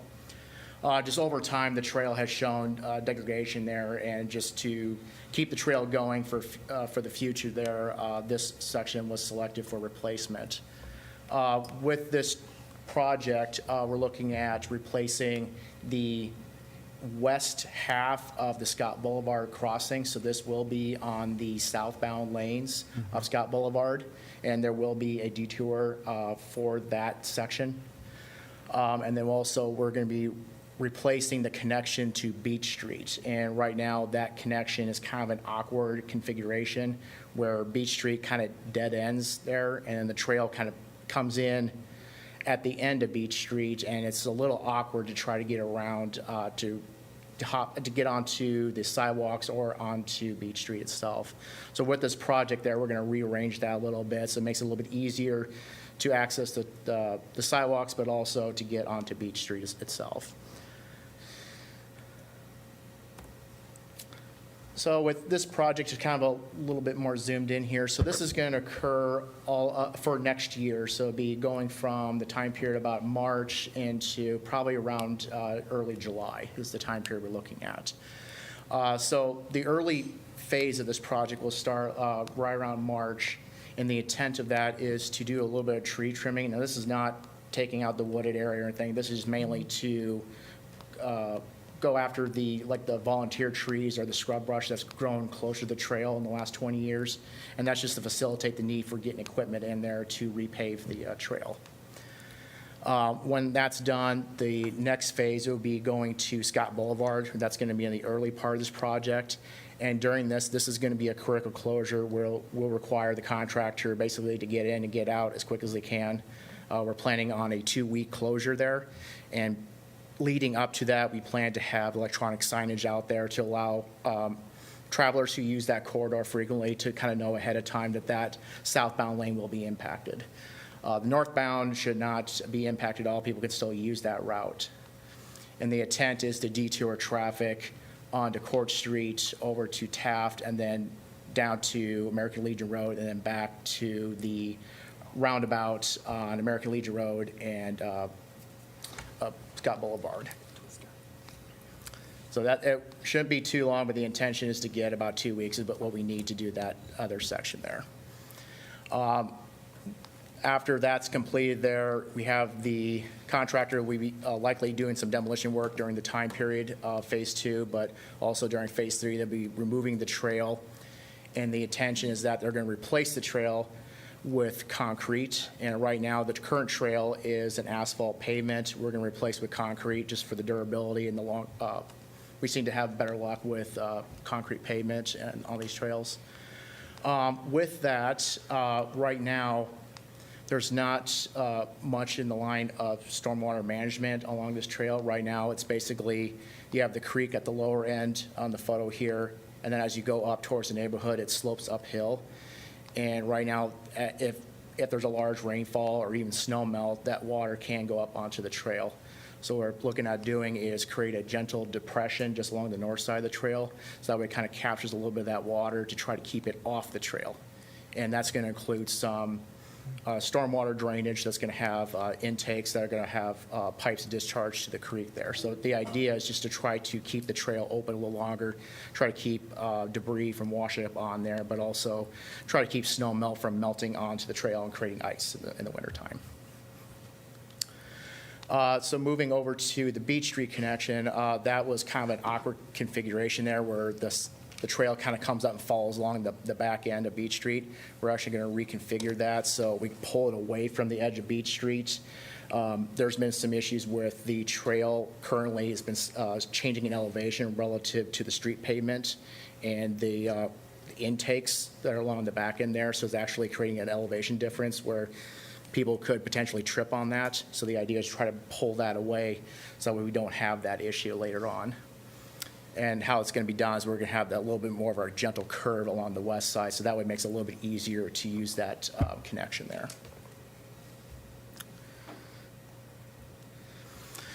Kind of looking how this trail applies to the Iowa City strategic plan. So this focuses mostly on the impact area mobility that's relative to this project. And with those strategies, there's just two major ones that would apply here. One is to maintain the complete streets and also have the comfortable and safe for all users. And this project does connect to along sections along Scott Boulevard and also Beach Street, but also just having that safe and good services to walk on and bike along is important to meeting that strategy.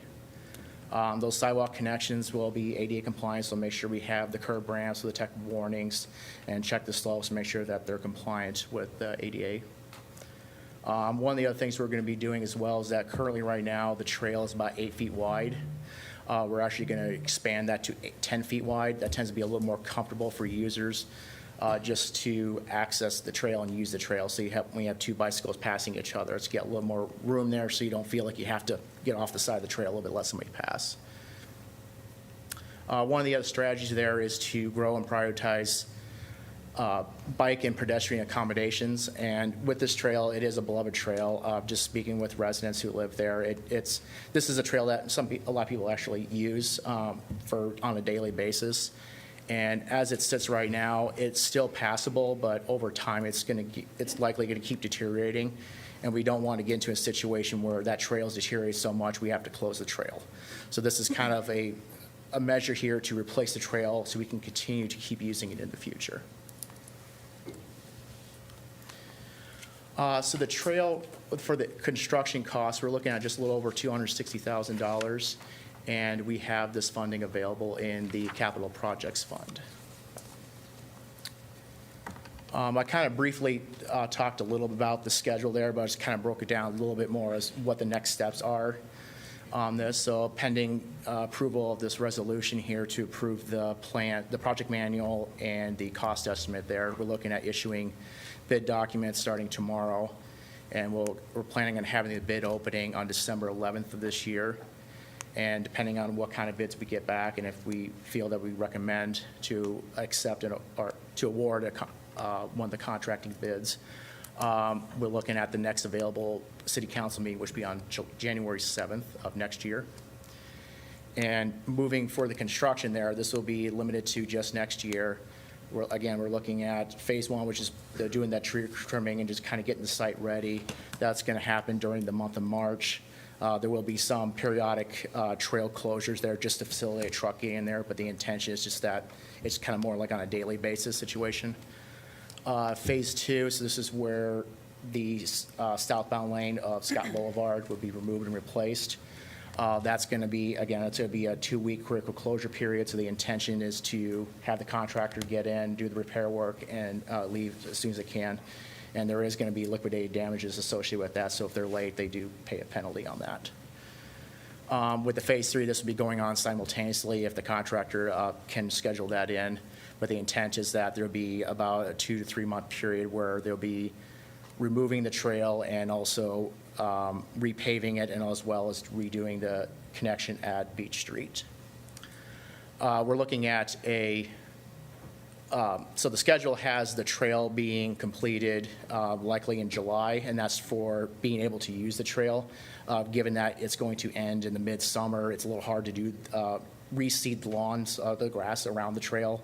So that's going to happen a little bit later in the fall when weather improves, that we just don't have the hot days that are going to hurt the grass from regrowing. So looking at a final completion date, likely we have it set for September 30th as the final date to wrap up this project. Any questions?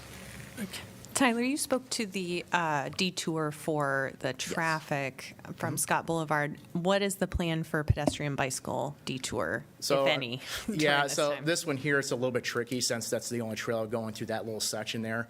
But pedestrians can use sidewalks and pathways that go north on Scott Boulevard over to Court Street. And if you go west, you can go down Peterson.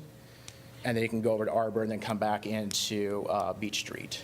So there is a walking path. It's a little bit of a detour route there for somebody maybe walking, take a little longer, but at this point there, that's about the only path we have that's accessible for pedestrian use. I just didn't know if do we normally sign those kinds of detours? Yeah, we can put signs out. We can also have like little letters or something that kind of try to show that there is a pathway there, Yeah. just to provide a little more clarity on that. Thank you. Yep. Kind of a follow-up to that, I was thinking the same thing. That would be to get the detour you described to be to not take beach to go around. What if you're coming down Scott during construction on that wide path?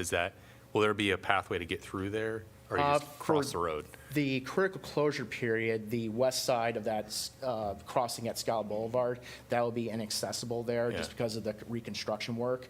But after that 2-week critical closure period, that crossing will then open back up again. So you kind of go so back and forth. it'll be kind of a little awkward 2-week period there where you have to go on the east side, Scott Boulevard, to go around. But then after that 2-week period, in theory, you should be able to go on the west side and cross over into Scott Park. Good.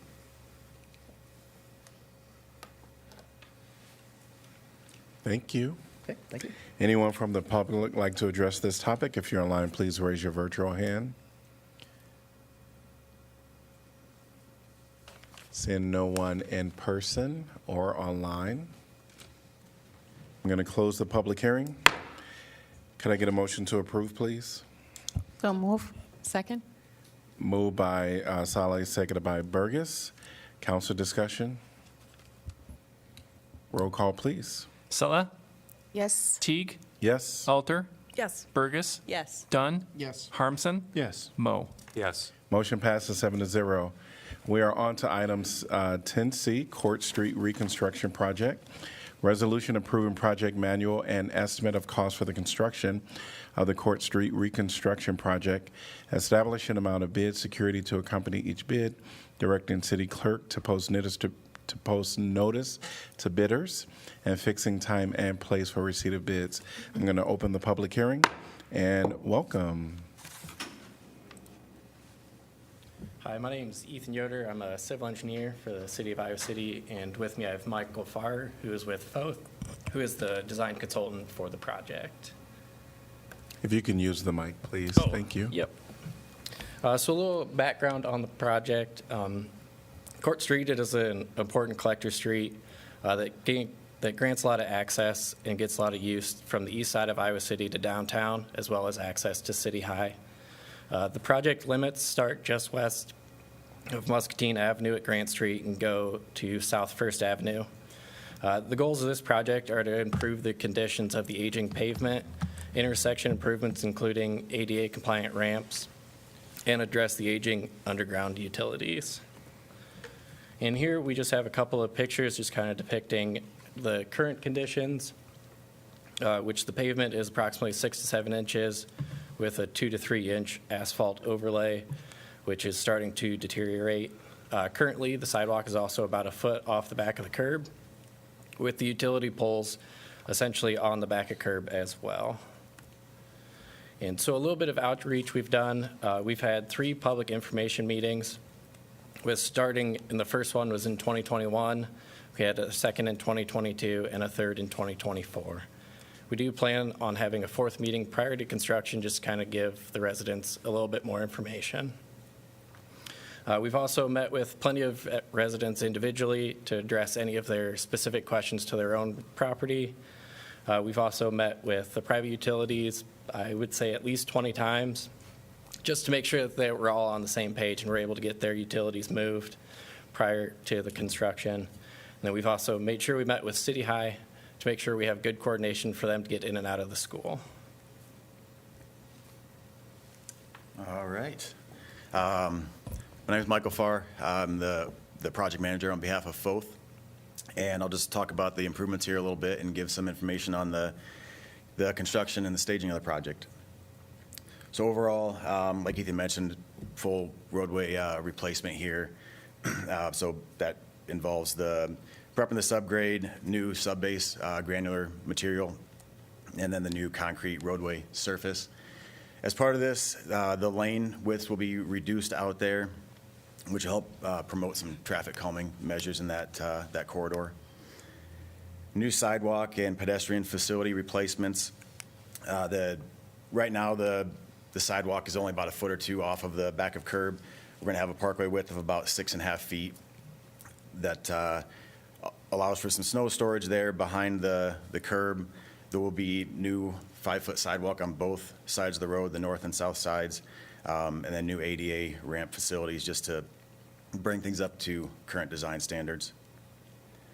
We'll also have a number of retaining walls along the corridor, and the main thing there's some yards that are pretty steep, that are difficult, I would say, for residents to maintain. So we'll have a handful of those along there.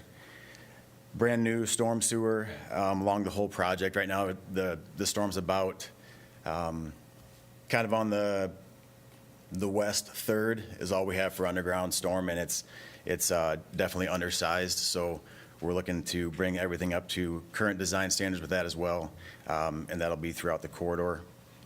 There'll be sanitary sewer replacements out there, mainly just the structures. We do have some main that will be replaced as part of the project as well, and then all brand-new water main that'll be along the project limits. There'll also be new traffic signals there at the intersection of Court with Muscatine, and then Court with South First Avenue. As part of this project, we'll be doing a joint utility trench, which essentially, right now, the utilities are overhead on poles, and we have a lot of conflicts out there, not only with the poles, just with how close they are to the back of curb, also with underground utilities. So we're doing a joint trench, which will run the entire length of the project, and it'll allow a place for all the communication facilities to go, as well as the electric. And also that was, part of that too, was we tried to reduce impacts to residents out there. The right-of-way is very narrow. So this was also something that helped with that. So as I mentioned with the improvements here, this is just kind of a cross-sectional view of what the project will look like. So we're going down to we'll have 11-foot travel lanes, one each direction, and then a 1.5-foot curb and gutter section. So it'll be 25 feet back of curb to back of curb. Existing is about 31. As I mentioned, the 6.5-foot parkway width that'll be on either side of the road there. The storm sewer improvements, the main trunk line will be on the south side. You can kind of see the large structure there. There'll also be lines that'll run across the road to intakes, but just want to kind of show where the main trunk line will be. As I mentioned, sanitary sewer improvements there with mainly the structures, and then also the water main you can see will be on the north side of the road. The joint utility trench itself will be under the south side sidewalk. We've had a lot of communication with utility companies, and so they've worked through their design as to how many conduits they need, and we've essentially kind of sized that and designed that as part of the project. Looking at construction here, so this project will be we consider 3 years, but it's about 2.5. The joint trench will start, and that'll be in the first year. We're looking to start here in 2025. And the main goal there is to get that through the entire length of the project here. So it'll start at Muscatine and head east. And the roadway portion then will kind of start and follow behind that. We're only anticipating getting from Muscatine to roughly Wales there in that first calendar year. So you can kind of see that's roughly the limits there. And then the detour plan, as we've got shown here, the primary detour for the majority of the project is going to be south on Muscatine over to South First. And then that's depicted by the red line work there. And then the blue arrows and the blue line work, that's going to be more of a local access, kind of a local detour. There won't be a ton of traffic on that we're anticipating. It's just mainly while we're staging the intersection there of Muscatine. We've got to do it half at a time, so just be able to get residents through there. And the road will be closed to through traffic for the project. It'll have local access only, basically maintaining access to residents kind of throughout the project here, but you won't be able to go all the way through from Muscatine to South First there. The 2026, so the second year of construction here, will be from Wales down to Second Avenue. So that's really kind of a bigger chunk of the project here for the roadway piece. Again, the detour plan will be Muscatine to the south there over to South First. And this chunk, it won't be complete all at one time. We have to stage this kind of in two main sections, and it's to maintain access there to the school. We've worked with City High and kind of made sure that we know what their primary access need is out there, and making sure that we at least have that maintained at all times. And then the final year of construction, this is going to be limited to really when school is out during the summer. Here, it's from 2nd Avenue through South First Avenue, and this will be a full closure to complete this work here. As you can see, the detour route for this portion will be utilizing Rochester over to Scott and then down to Muscatine. So that will be, and the time frame there, like I'd mentioned, is really when school is not in session. So from like that early June to kind of towards the end of August there.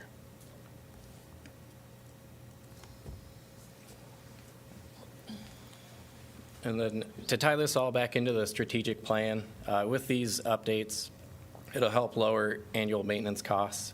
The narrower streets do aim to help lower vehicular speeds. The ADA curb ramps will help with mobility, pedestrians or bicyclists that are using the area. And the increased parkway width will help increase snow storage, which should help the sidewalks stay clear. And it should also increase user experience by providing a larger buffer space between the vehicles and the sidewalk. The estimated cost for both the joint utility trench and the roadway reconstruction is $9,600,000. The bid letting for this project is December 18th. We plan on awarding in January 7th, 2025. The joint utility trench, like Michael said, is going to start in the spring of 2025 and be completed by fall 2025.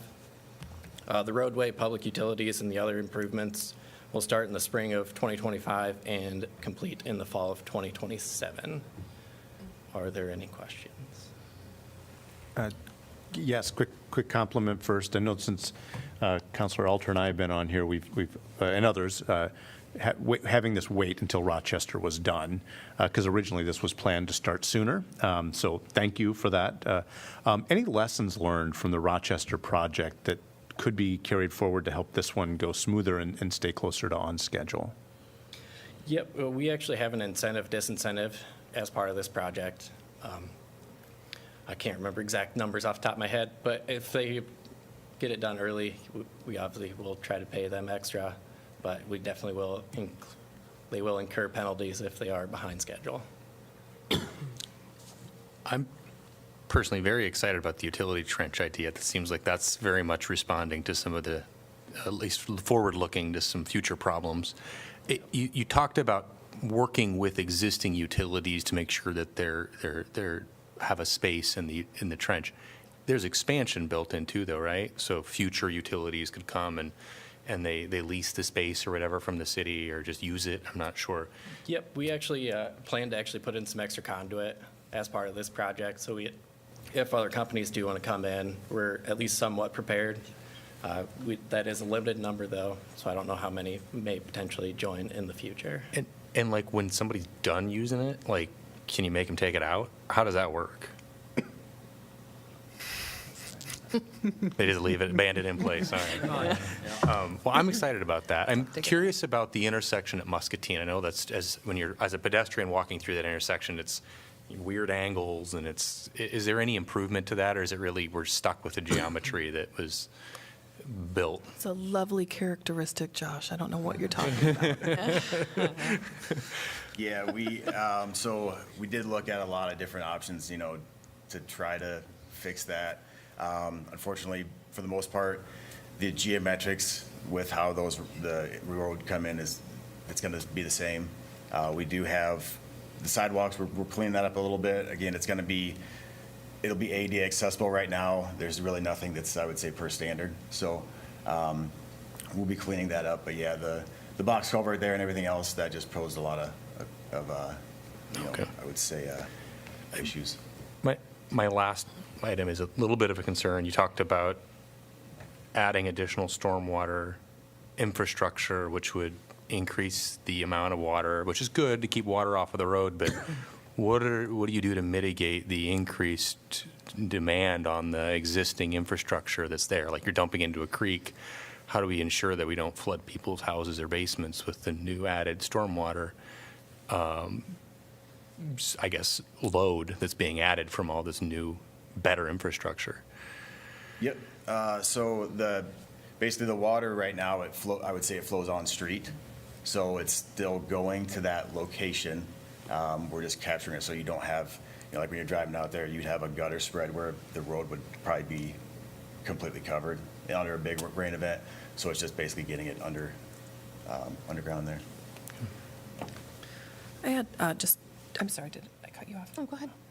Two questions. One is, I know that you mentioned early on that you've had, meetings, public information sessions and meetings with the neighborhood as well as many other stakeholders. Did you, A, introduce the notion that there would be retaining walls? And then B, was there any pushback on it? Sorry, I just do not want to revisit this. Yeah, we've had a lot of conversations out there. We kind of went, so with the outreach we had with the public information meetings, we did show that. We showed some pictures. We kind of had a rendering, like a fly-through of the project. And so when we kind of ran through that at one of our meetings, and it just gave people an idea of what it's going to look like out there. So they know what's coming up. Yep. And then, okay.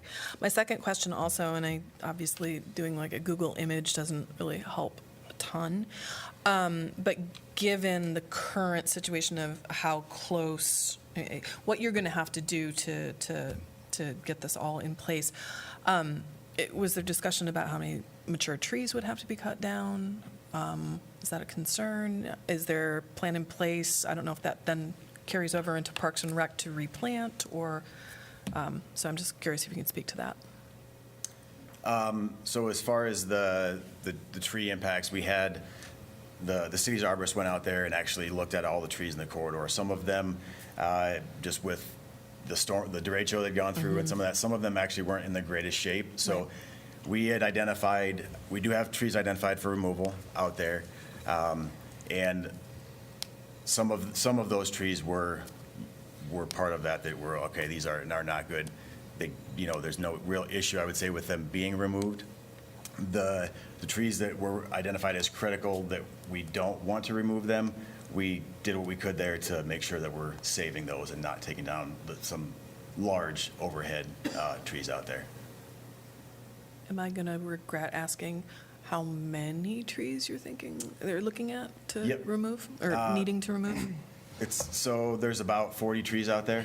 I think it was 43 trees, I believe, 7 of which are in the city. I would say they're in the city's right-of-way. So those, with the project, those would, they're not on private property. Okay. So is that 7 that we were considering for all this, or 7 that are going to be removed, or 7 that were impacted? The 7 is part of the 43. Sorry. Yeah. So, but I mean, in terms of, so the 43 are what's going to be removed? Yep. Oh, okay. You mentioned 7 are in the right-of-way, sorry. But on a very early slide, you showed existing right-of-way, the 50 feet width. Are we acquiring additional property, expanding the right-of-way? So the right-of-way out there is staying at 50 feet. Okay. We have some acquisitions just at intersections, mainly for the ADA sidewalks. So it's pretty limited. I think we had, let me just look at the number here.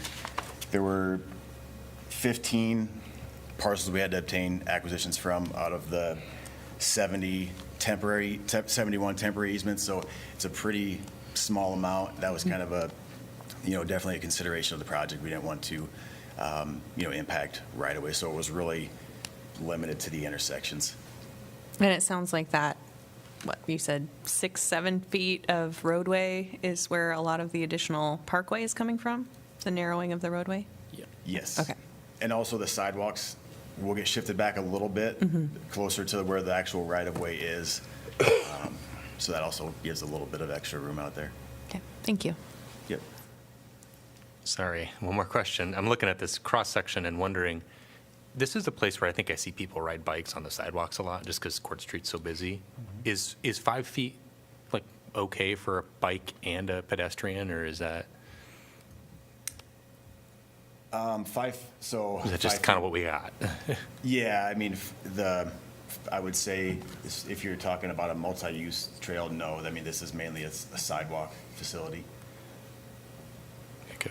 That's why we mark Friendship as the bikeway, I think. Okay. We talked with the last project of 10 feet, expanding from 8 to 10. That's typically what we would have for kind of purpose-built trails. I think our standard for new construction is 6. Is that, are we 5? It is 5? Okay. Okay. 5. So I know that this size is just constrained here. I know this neighborhood well, and you see bikes on the sidewalks a lot, so. I am happy to see the extended, the parkway there, because that is so many kids walking to school, and there's a ton of our newest drivers in the community also on that same roadway, and I think having a little extra space between those two factors, I like that. I like to see that in the design. Ron Konecki, Public Works. I wanted to go back to the comment in regards to the bicycles. As Councilor Burgess mentioned, Friendship is identified in our bicycle master plan as kind of the thoroughway through here. And we also have the Court Hill Trail that parallels this also. So, we've kind of constrained ourselves to stay within the existing right-of-way. And once we start creeping outside the existing right-of-way, there's a lot of impacts that happen with the residents in the neighborhood. That's why we didn't provide for an official bicycle pedestrian, or that improvement there in the corridor. So Understood. Thanks for that clarification on that. So. I do have one other question now that you've given me more time to think. So the utility trench will be happening all in the coming year, is that right? So does that mean all the overhead utilities will be undergrounded at that time? Yep. Okay, so the poles will be coming down at that time. Does that mean pedestals, or what will residents expect in their yards to replace the utility poles? Yep. I know a couple of the companies, they will be putting pedestals up. We also will have a couple handholds throughout the corridor. For electrical, there will be some larger transformers and switch gears that will need to go in, so that way everybody's able to get the power. Okay, thank you. Thank you both. All right, anyone from the public like to address this topic? Seeing no one in person or online, I'm going to close the public hearing. Can I get a motion to approve, please? So moved, Mo. Second, Saleh. Moved by Mo, seconded by Saleh. And council discussion. It's overdue. All right. It's a lot. Roll call, please. Teague? Yes. Alter? Yes. Burgess? Yes. Dunn? Yes. Harmson? Yes. Mo? Yes. Salah? Yes. Motion passes 7-0. We are moving on to council appointments, which is item 11. So what we're going to do is go through each one of these separately. So we're going to go through 11A, Climate Action Commission. 3 vacancies to fill a 3-year term, January 1st, 2025 through December 31st, 2027. And we'll just have council discussion. Emma Bork stood out to me. I'm sorry? Yeah, say that louder, please. Emma Bork is a candidate that stood out to me, as well as I believe Katie Burial. Yeah, I had Katie Burial, Nadja Krylov was another one. I had both of those. Yep, me too. And I am by no means, there are a lot of names and there are a lot of people who are qualified. So I'm just reading out my list, and if people are there with it, that's cool, but I'm not pounding my fist. The other person that I had, or other two as considerations, were Robert Trayer and possibly Jenks, although I do understand as well that partner, I believe, is on Climate Action Commission as well. Yes. I do not know if that Listed in- is But an that's the one issue. that's But I think they're ending. ending. Oh, the end. Okay. Yeah. Okay, then, Yeah. so anyway, I had a list of several, Yeah, yeah. but. I didn't write down all of your list because I wasn't I sure think where you we're were. all just kind of, I think, tossing out names. I think we're looking for 3, right? Yeah. And I think we do have 4 for Katie Burial and Emma Bork. I don't have didn't Emma. have Emma on my list. Oh, I thought you I had don't have them too. Emma. I had Oh, okay. Katie. Katie? I had Katie. Katie and Nadia and Jinx. I had Katie, Nadja, and Robert, so I mean, that's. I can go for Robert. Mostly overlap. Yeah. So it sounded like Katie and Jinx, which I. No, Nadja. Not Katie and Nadja. Katie. Did you just say Jinx? I did. Okay. I said as a possibility. Got it. Okay. All right. So what are names that have been repeated? And I can support Jinx, but. Katie. Katie. All right. Nadja, Naja. Yes. And Robert Trayer, right? he was a Yeah. I could possibility. support- all 3 of those I could support. Yeah. And I don't have any problem with any name that's been mentioned, so. Yeah, I can support the 3, Katie, Naja, and Robert. Are there Yes. people good with that? All right. Could I get a motion to approve for the Climate Action Commission, Katie Brio, Naja Krylov, and Robert Trayer? So moved. Second. Moved by Dunn, seconded by Alter. All in favor, say aye. Aye. Any opposed, motion passes 7-0. 11B, Human Rights Commission, 1 vacancy to fill an unexpired term upon appointment through December 31st, 2024, plus a 3-year term. And so this is unexpired plus, so. So we're going to do 3 that year. one first, and then we'll do the other ones? Correct, Mr. we'll Mayor? do it separate, yes. I mean, like Emily Perkins, I had her as my, I like her. Donna Harris, I don't know. But Emily Harkins now. Yes, I also had, depending on wherever we end up putting, like, we have the same basic, it's the same list. We can Yeah. figure this So, out, yeah. so that should, somewhere in my mix, Emily Harkin. I also thought that Kelly Brommel, I thought was interesting to me. She's a possibility. And that, is it Janine Kerr also was a little bit of, I thought also had, there was a lot of good people, so it's. Sure. A lot of good people. I This have is- also yeah. Lubna Muhammad and Megan Hills and Allison Donna Tippy on my Hills. list. Allison Tippy. Yeah. She was on my list in Ellen addition to the Tippy. ones that you mentioned, so. I was interested, she might be, if I'm, Estella, I can't read in my own writing. Brewer Johnson. Oh, Rurid Johnson, yes. I don't know how others feel. So we have a lot of names right now. yeah. A huge list. So maybe if, Estella's. What for? Emily Harkin. Emily, Harkin. I think Emily Harkin did have, so Emily Harkin? Yes. Okay. Although, she's, yes, for which one? So this would be for the 1 vacancy to fill an unexpired term upon appointment through December 31st, plus a 3-year term. Yep. Oh, I see, yeah. Yep. Could I get a motion to appoint Emily Harkin? So moved. Second. Moved by Don, seconded by Saleh. All in favor, say aye. Aye. Any opposed, motion passes 7-0. 11C is Human Rights Commission, 2 vacancies to fill a 3-year term, January 1st, 2025 through December 31st, 2027. And there are quite a few names that we just finished mentioning. Lubna Muhammad, I think. I can support Lubna. Yeah, me too. Sorry, I didn't hear. And Lubna is on our Truth and Reconciliation Commission, but as we know, that'll be ending really when this kind of starts. So I can certainly, conflict, okay. so I Sure. can certainly support Lubna. Yep. So I think we have 4 for Lubna. Any other recommendations? This is just for 1, right? No, it's for 2. Just for 2, Yeah. okay. Again, Donna I Hills put and- Estella as a Estella, yeah. possibility. Sophia Heller, Allison Tippy. Allison. Yeah, I have Allison and Estella on my list, but I can go for Allison. I have Donna Harris too. Mayor, Let's just done. Just to note, this was the one that had one additional name on the Yeah, yep, and two-year everybody has it. Yep. period Yep. that's currently serving an unexpired term. Yep. I have also Allison on my list, and I have Dana Harris. Okay, 1 second. They're all, no, Allison Tippy looks good. Yeah. So I'm hearing Allison Tippy. Are we, Allison TV. Yeah, I could go with that. So could I get a motion to approve Lubna Mohammed and Allison Tippy? So move. Can I just, yeah. I'm sorry.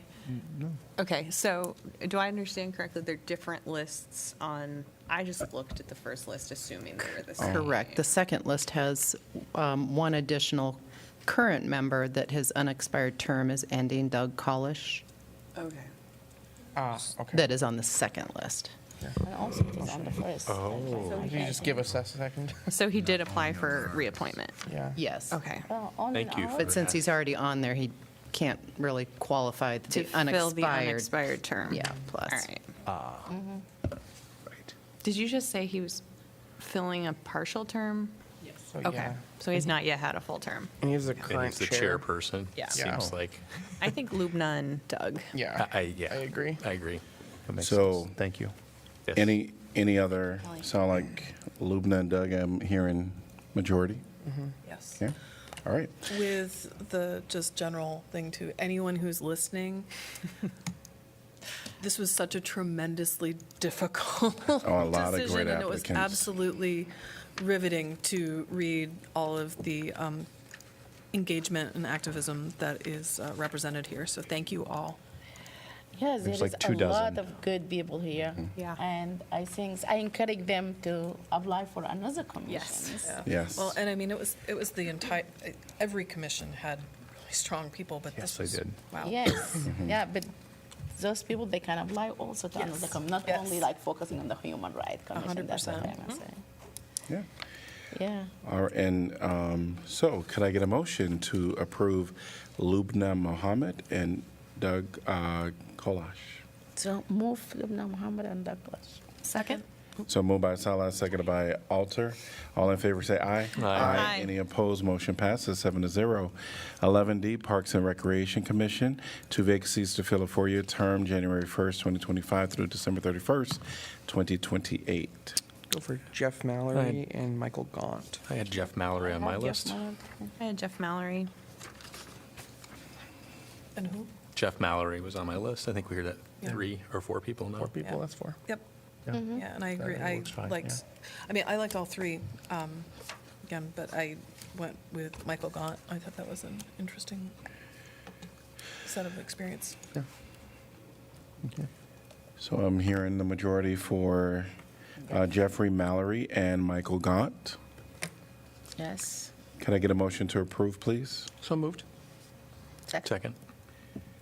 Moved by Don, seconded by Mo. All in favor say aye. Aye. Any opposed, motion passes 7-0.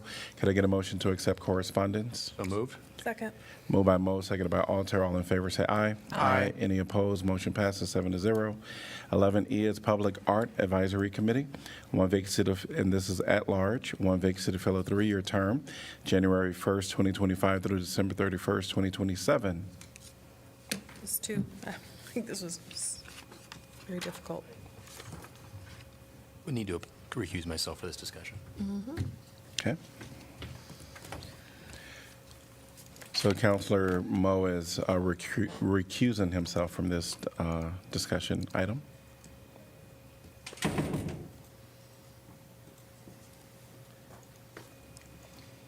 Kelly, is it right that, so I like Rachel Kinker.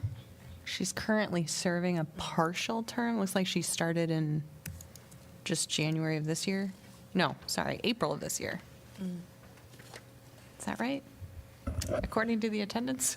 Yeah, typically if, when terms are expiring, or for the unexpired ones, if it's more than 6 months, we have We'll do folks it again? apply. Okay. So that's why it seems like she just applied and she did and got appointed, but it was over 6 months, so. Thank you since her for term's that. ending, we have to redo it. Clarification, I but could support her. So Rachel Kinker. Hearing, okay. Could I get a, well, so we have only one opening? Yes, all right, Oh, I see. Okay. yes. Could I get a motion to appoint Rachel Kinker to the Public Art Advisory Committee? So moved. Second. Moved by Burgess, seconded by Harmson. All in favor, say aye. Aye. Any opposed? Motion passes 7-0. 6-0 on that one. 6-0. All right, we're going to move on to item number 11F, Senior Center and Commission. 2 vacancies to fill a 3-year term, January 1st, 2025 through December 31st, 2027. And This is one where we only have 2 applicants. yep, so just wanted to give people thoughts. We have one that is unexpired term seeking reappointment. Sounds good. And are folks okay with Catherine Milster? Yes. Yes. No objections. All right. Can I get a motion to appoint Lee McKnight and Catherine Milster to the Senior Center Commission? So moved. Second. All right, moved by Mo and seconded by Alter. All in favor say aye. Aye. Any opposed? Motion passes 7-0. All right, we are on to item number 12 is announcements of vacancies previous. 12A, Airport Zoning Board of Adjustment, 1 vacancy to fill a 5-year term. Airport Zoning Commission, 1 vacancy to fill a 6-year term. Board of Adjustment, 1 vacancy to fill a 5-year term. Board of Appeals, HVAC Professional, 1 vacancy to fill an unexpired term. Historic Preservation Commission, Jefferson Street, 1 vacancy to fill a 3-year term. Historic Preservation Commission, Woodlawn Avenue, 1 vacancy to fill an unexpired term plus a 3-year term. Vacancies will remain open until filled. We're at item number 13, City Council information.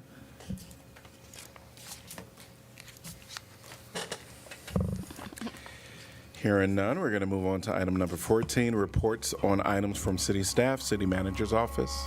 Well, I'd like to take a moment and just introduce our new Deputy City Manager, Chris O'Brien, sitting next to Kirk Lehman over there. Chris joined the team this last week and came back this week, thankfully. Is in week 2 here and excited to have him back on board. Chris worked for the city for about 20 years before leaving for private sector work in 2017. So excited to have Chris back and anxious for you to get a chance to work with both him and Kirk going forward. Welcome.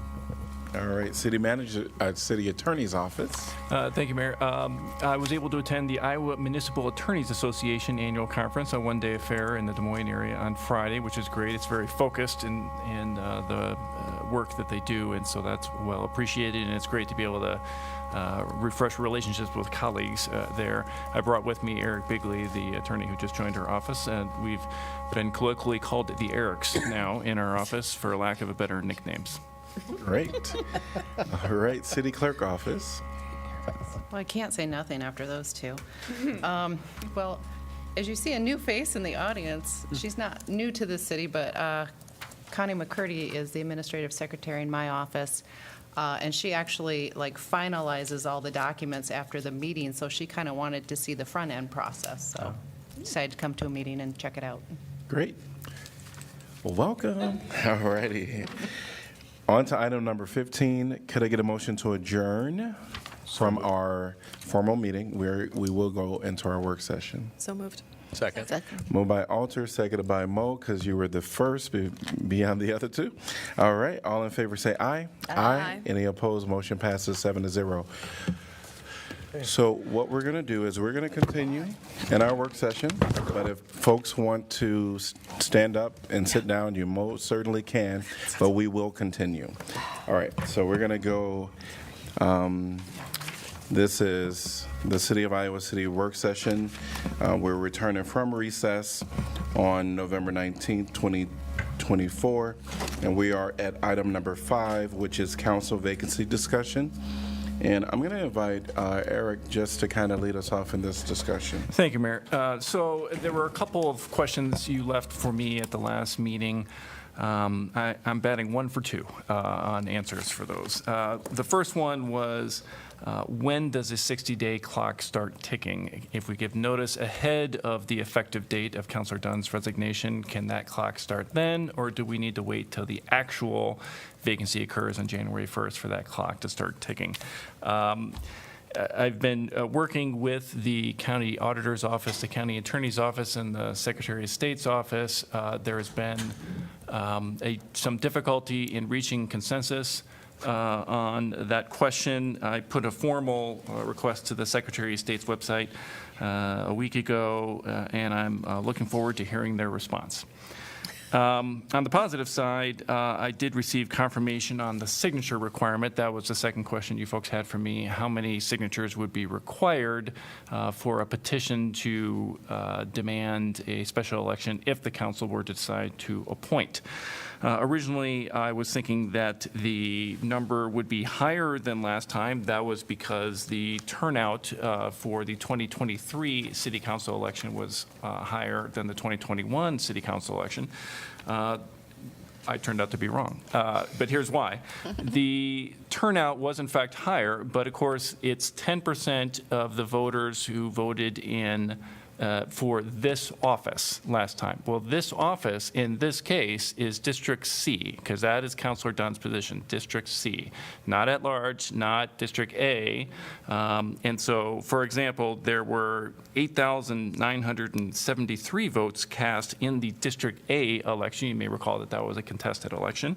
There were only 7,181 votes cast in the District C election, which was unopposed. So 10% of that number is 719. That is the number of signatures, and I did receive confirmation from that from the county auditor's office this afternoon. That would be the number of signatures required to force a special election should the council decide to appoint. And is that of all citizens in Iowa City or of the District C residents? It is our opinion that it would be anyone within Iowa City. Okay. Of course, because it's anyone within Iowa City can vote for the District C representative. Okay. And happy to answer any other questions you folks may have, if I can. I think just for the public, you said anyone in the city can vote for the District C seat except in the primary, which will still be in effect. That's right. At the time of this election, if it happens before. I mean, we don't, any change to the charter would not be happening prior to this election, correct? I assume not. That could, I'm offering a caveat here, because that would depend in part on the timing from you folks. For example, last meeting when we were talking about this, I explained that if you go 60 days without making an appointment, then by law it becomes a special election. We need to give at least 60 days for that, and before you know it, we're in May. I suspect that the Charter Review Commission will be bringing forth their recommendations to you before then, long before then probably. At present, they're not recommending any changes, for what it's worth, to the district election process. But of course, council could make their own changes pursuant to the current state of the charter. But I don't want to get too far into that because we haven't noticed up that discussion.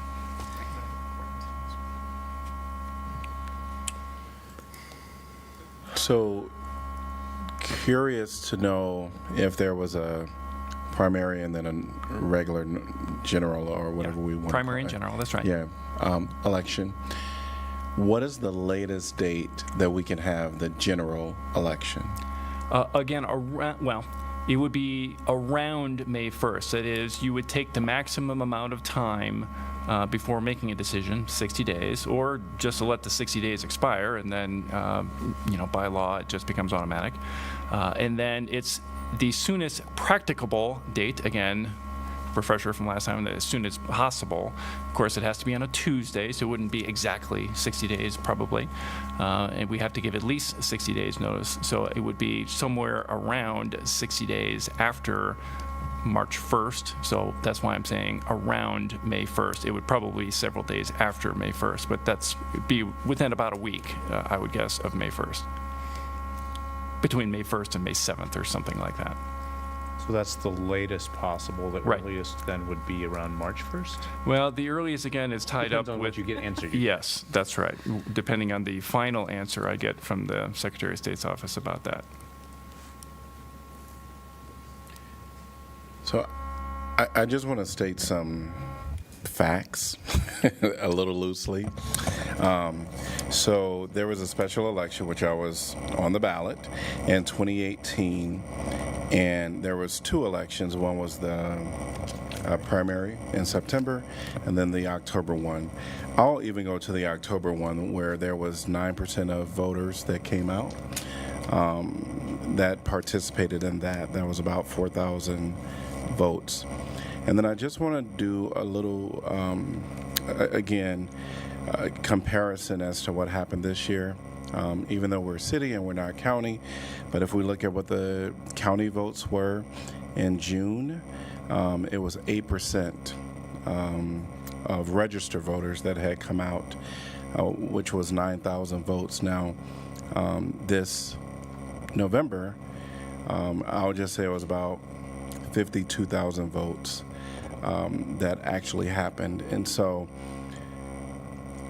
there is low turnout that I think we should be considering in this equation when we're making our decision. Otherwise, I am all about, democracy and making sure folks get their right to vote. Again, I'll say, being elected by colleagues is all good and respected. But I feel like Iowa City people want to, make their vote. So for their mayor, not totally apples to apples comparison. So there are arguments made for both sides, and I think this council just has to make a determination. If we're looking at a special election that has both a primary and a general, we're going to talk about $100,000, and it is what it is, the cost of democracy. I understand that, but I just wanted to put those figures out there just for people to be aware of, not looking for a debate on it at all. But you can comment if you want. No, I'm not trying. I'm not making a case. Okay. I am not making a case. I just wanted to state the figures. Actually, in that regard, following up on cost, a question that I have is, how do I put it? You might have to circle back to me. Is the cost of a seat, I guess I'm thinking of an election, like if this is like a menu, right? At the general, is it essentially a la carte? You pay per seat vacancy? I'm sorry, I'm not so sure. say we have, say there's a special election, right? We've paid for it now, right? I'm not going to have a good analogy to this. What I want to know is that is, in the general, in November, is it all one price, or is it contingent upon how many slots there are, or how many people are running? Right, so It not certainly running, does not how many depend. seats there are. It certainly does not depend on how many people are running. Now, No, I to misspoke in some that. extent, in that if there are 3 or more candidates, then a primary would be required. Yeah. So that's half the cost. If there are only 2, then no primary would be held. And I misspoke. What I Okay. meant is how many seats. Right. So if there's, coming up in November of next year, there will be 3 seats available, right? I'm not sure. I'm sorry. Is the payment for that, is it per seat? Or is it the cost is just, costs this much to stand up? Well, let me election. respond in a couple ways. First, as I discussed earlier, I think the latest we can hold this election is going to be in the first, if there is a special election, would be in the first week or so of May. We cannot drag this out No, to no, November. no. I'm trying to think. Are you talking about if there would be like a cost savings if we have Yes, a like- seat filled sooner versus at the general? Essentially, I think what like I our heard is. share of the November election. Right. I think what I heard was if there's, we already have 3 seats up automatically. If there was a 4th seat to be added, is there an additional cost that the council would, that the city would have to pay because we no longer have 3 seats, but it'd be 4 seats on the ballot in November? Because we would have to run that, if we were to appoint, then it has to, then they have to run again in November. Thank you all for stitching that Yeah. together for me. Yes. Thank you, that's exact, yes. And after all that, I don't have an answer. I have not asked that question, although I will say this. When the county auditor's office was describing the costs associated with holding a special election, they made it clear it was about paying excess staff and, hauling stuff to the various polling places and so forth. And of course, there would be no marginal cost for that at a general election where they're already doing all that. So I suspect the answer to your question is yes, there would be. So it's a buffet, not à la carte. Right, the all-you-can-eat I could have made buffet that the so city much could clearer benefit earlier, from. but thank you. Sure. Thank you for, I want to hear Kelly's contribution to this because she moved her microphone. yes, please. I believe it's based on the number of polling places, Okay. is, I believe what I'm recalling. So, I mean, it's generally the same amount. Okay. Because 1 additional Yeah. seat would not require that unless we're having, Yeah, no matter how many candidates are on the ballot, it's, Right, it's not that, it's no additional how many staffing required, places. no additional polling places required. Extra $8 in ink on the ballot. Well, I can Get it out. I can just say I've been sort of soliciting all of my friends and saying, what do you think about this? And I have got completely mixed results from everybody. I think everyone understands the math. Like, it costs money, nobody wants to spend the money, but there is value in having the special elections. So if it was free, it'd be an easy choice, but it's not. But at the same time, I'm kind of sticking with what I said last time. I think we should do the special, and I think waiting as late as possible for the purposes of getting better engagement is my gut reaction as towards how we get better interaction with the election is pushing it to that springtime as opposed to the cold of winter. But that's just a gut feeling. I don't have any data to back that up. So just to respond to that, I've been thinking about that piece of it in the conversation we had about weather and that type of thing. I think, so just like looking at my calendar between now and, the end of the year, there is still a lot going on. There is a lot that people can do. And I realize the person campaigning is not going to be necessarily between now and the end of the year, but just I think there are winter events. They're different than those that happen in the spring or the summer.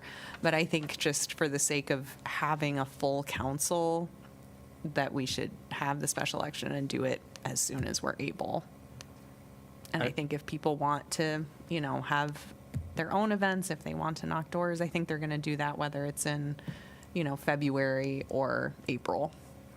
I've been going back and forth on that too, and I haven't really reached a decision. But yeah, that kind of there's also the cost benefit to us as a body trying to make decisions for the city. Yeah. And does it make sense to get somebody on early? Because we're doing the budget at that time, right? So does it make sense to get somebody on sooner? The cost to the, dragging it, yes, back and forth. Like, is it Yeah. better to have a little more time for people who have time to think about it and have a campaign versus, we have this still requirement of 4 yes votes to pass something with so it becomes with only 6 people, it becomes a little bit of a weirder situation. And that's, not the end of the world, but it might not be the most desirable.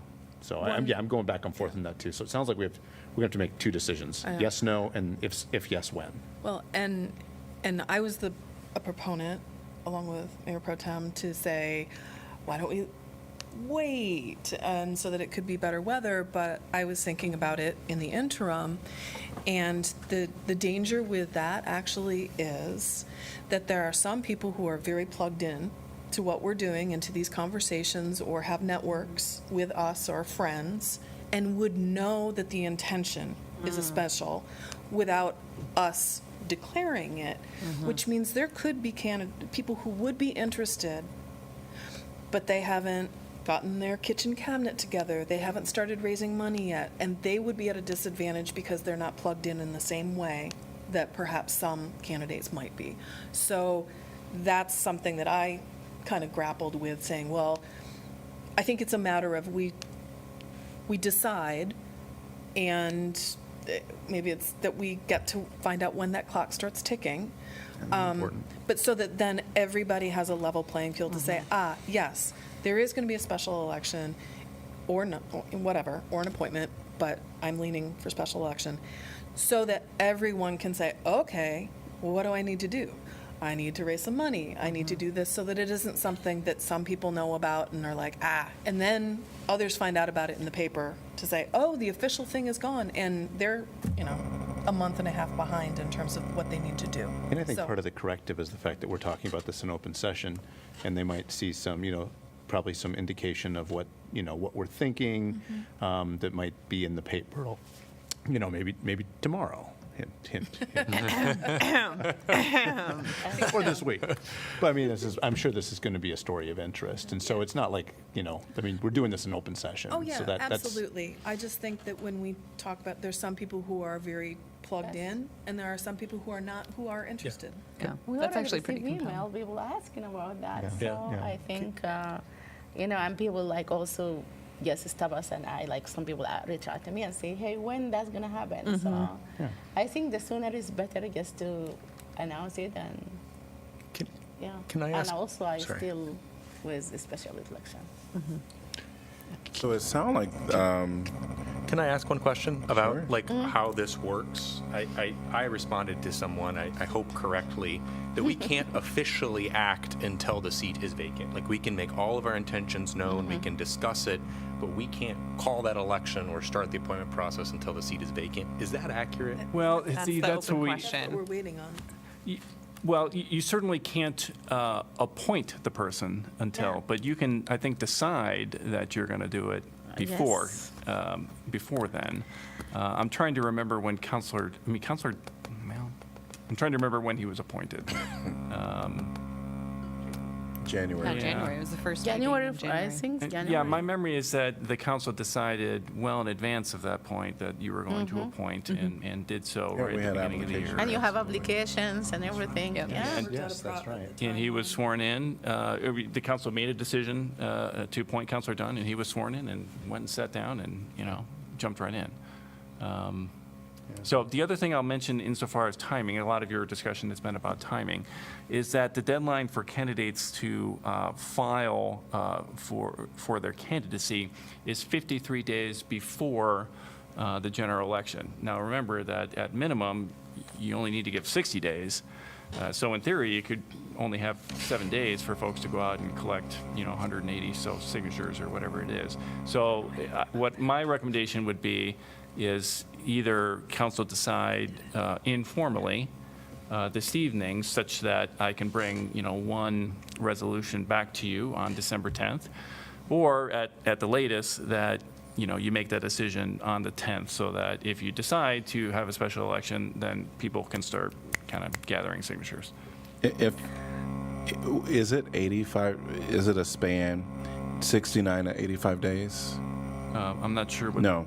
So the primary election, from your memo, It's at least 60 days notice for the general. The primary is exactly 28 days before the general. So 32 days to, at least 32 days to the primary, and then exactly 28 days from the primary to the general, if that makes sense. yes. And also that will bring me questions. If more than 3 people run, we're gonna have primary? That's right. 3 or more. Yeah, like 3 or more. Right. And if that happen, how? It still have to be also 28 days before the.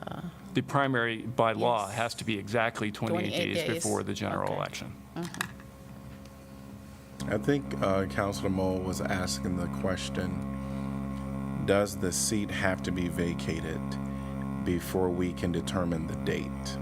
No, I don't The think. date of the special election? Yes. Well, see, I'm not sure. That's what we're struggling with because last time, 2 years ago, we, brought an dates that had been approved by the county auditor's office that were in January and February. Well, obviously, February general election date is not 60 days from January 1st. And so they accepted, or at least were prepared to accept notice before the January 1st vacancy actually took place. And the vacancy was on January 1st last time with Councilor Weiner, just like this time with Councilor Dunn. So I think the answer to that question will necessarily depend on the answer I ultimately get from the Secretary of State. So it does sound like council is going to do a special election. And what we will probably do is on our December 10th? meeting, on our December 10th meeting, actually have voting on that if we are allowed to. And then we'll have optional dates. There'll be one in the resolution, of course, but there'll be optional dates with the earliest one in the resolution projected out, given all the time frames. And then the council at that moment can change, just do the edit of the dates is really what it'll be. Yeah, and editing probably not by a whole lot because, again, it's the earliest practicable date. So it's got to be at least 60 days, but not, 120 days or Correct. something. So, yeah. Correct. So I think there was a little bit of a debate on, do we wait longer for the good reasons that I think Mayor Pro Tem and Councilor Alta talked about. And then we need to just get it out there and get someone in the seat and the chips fall where they may. So we'll do the earliest dates possible given everything, and then the council can determine if they want to change the date, but we'll have that on December 10th. So for those that are listening and are wonderful folks that kind of disseminate information through the media outlets, the council will be doing an appointment for Councilor Don's seat, not appointment, special election, special election. Are you special listening? election? It's been a long 4 Councilor hours. Don's seat. All right, Great. which will be I was like, what? yes. Sorry, That was- yeah, You're like, psyched. awesome. slipped. I wasn't trying to slip one over At on least, you. at least people knowing that it will be a Yes. special Yes. election, they will be just start Yeah. like doing their campaign. So, Yep. yeah. All right, anything else to add to this discussion? No, thanks. Hearing nothing, we are adjourned. Enjoy the rest of the evening. No, but Thank you. I want to ask something. Oh, I know that Global Tie reached out to us. They need like people to meet their visitors on the 10th of December. And I want to make sure we have only 3. I'm interested, but I want to know who else What was this? will join. Global Tie, so yeah, we'll, Visitors from Ethiopia. yeah, visitor from Ethiopia. And they need like, because they want to talk about like how things work and how like, so maybe what we can do is maybe, Kelly, can you send that email to all of council and see who's interested? yes. Thank you. Okay. Thanks for Thank bringing you. that up. All right, Thank we're you. adjourned. Thank you. Okay, we adjourned.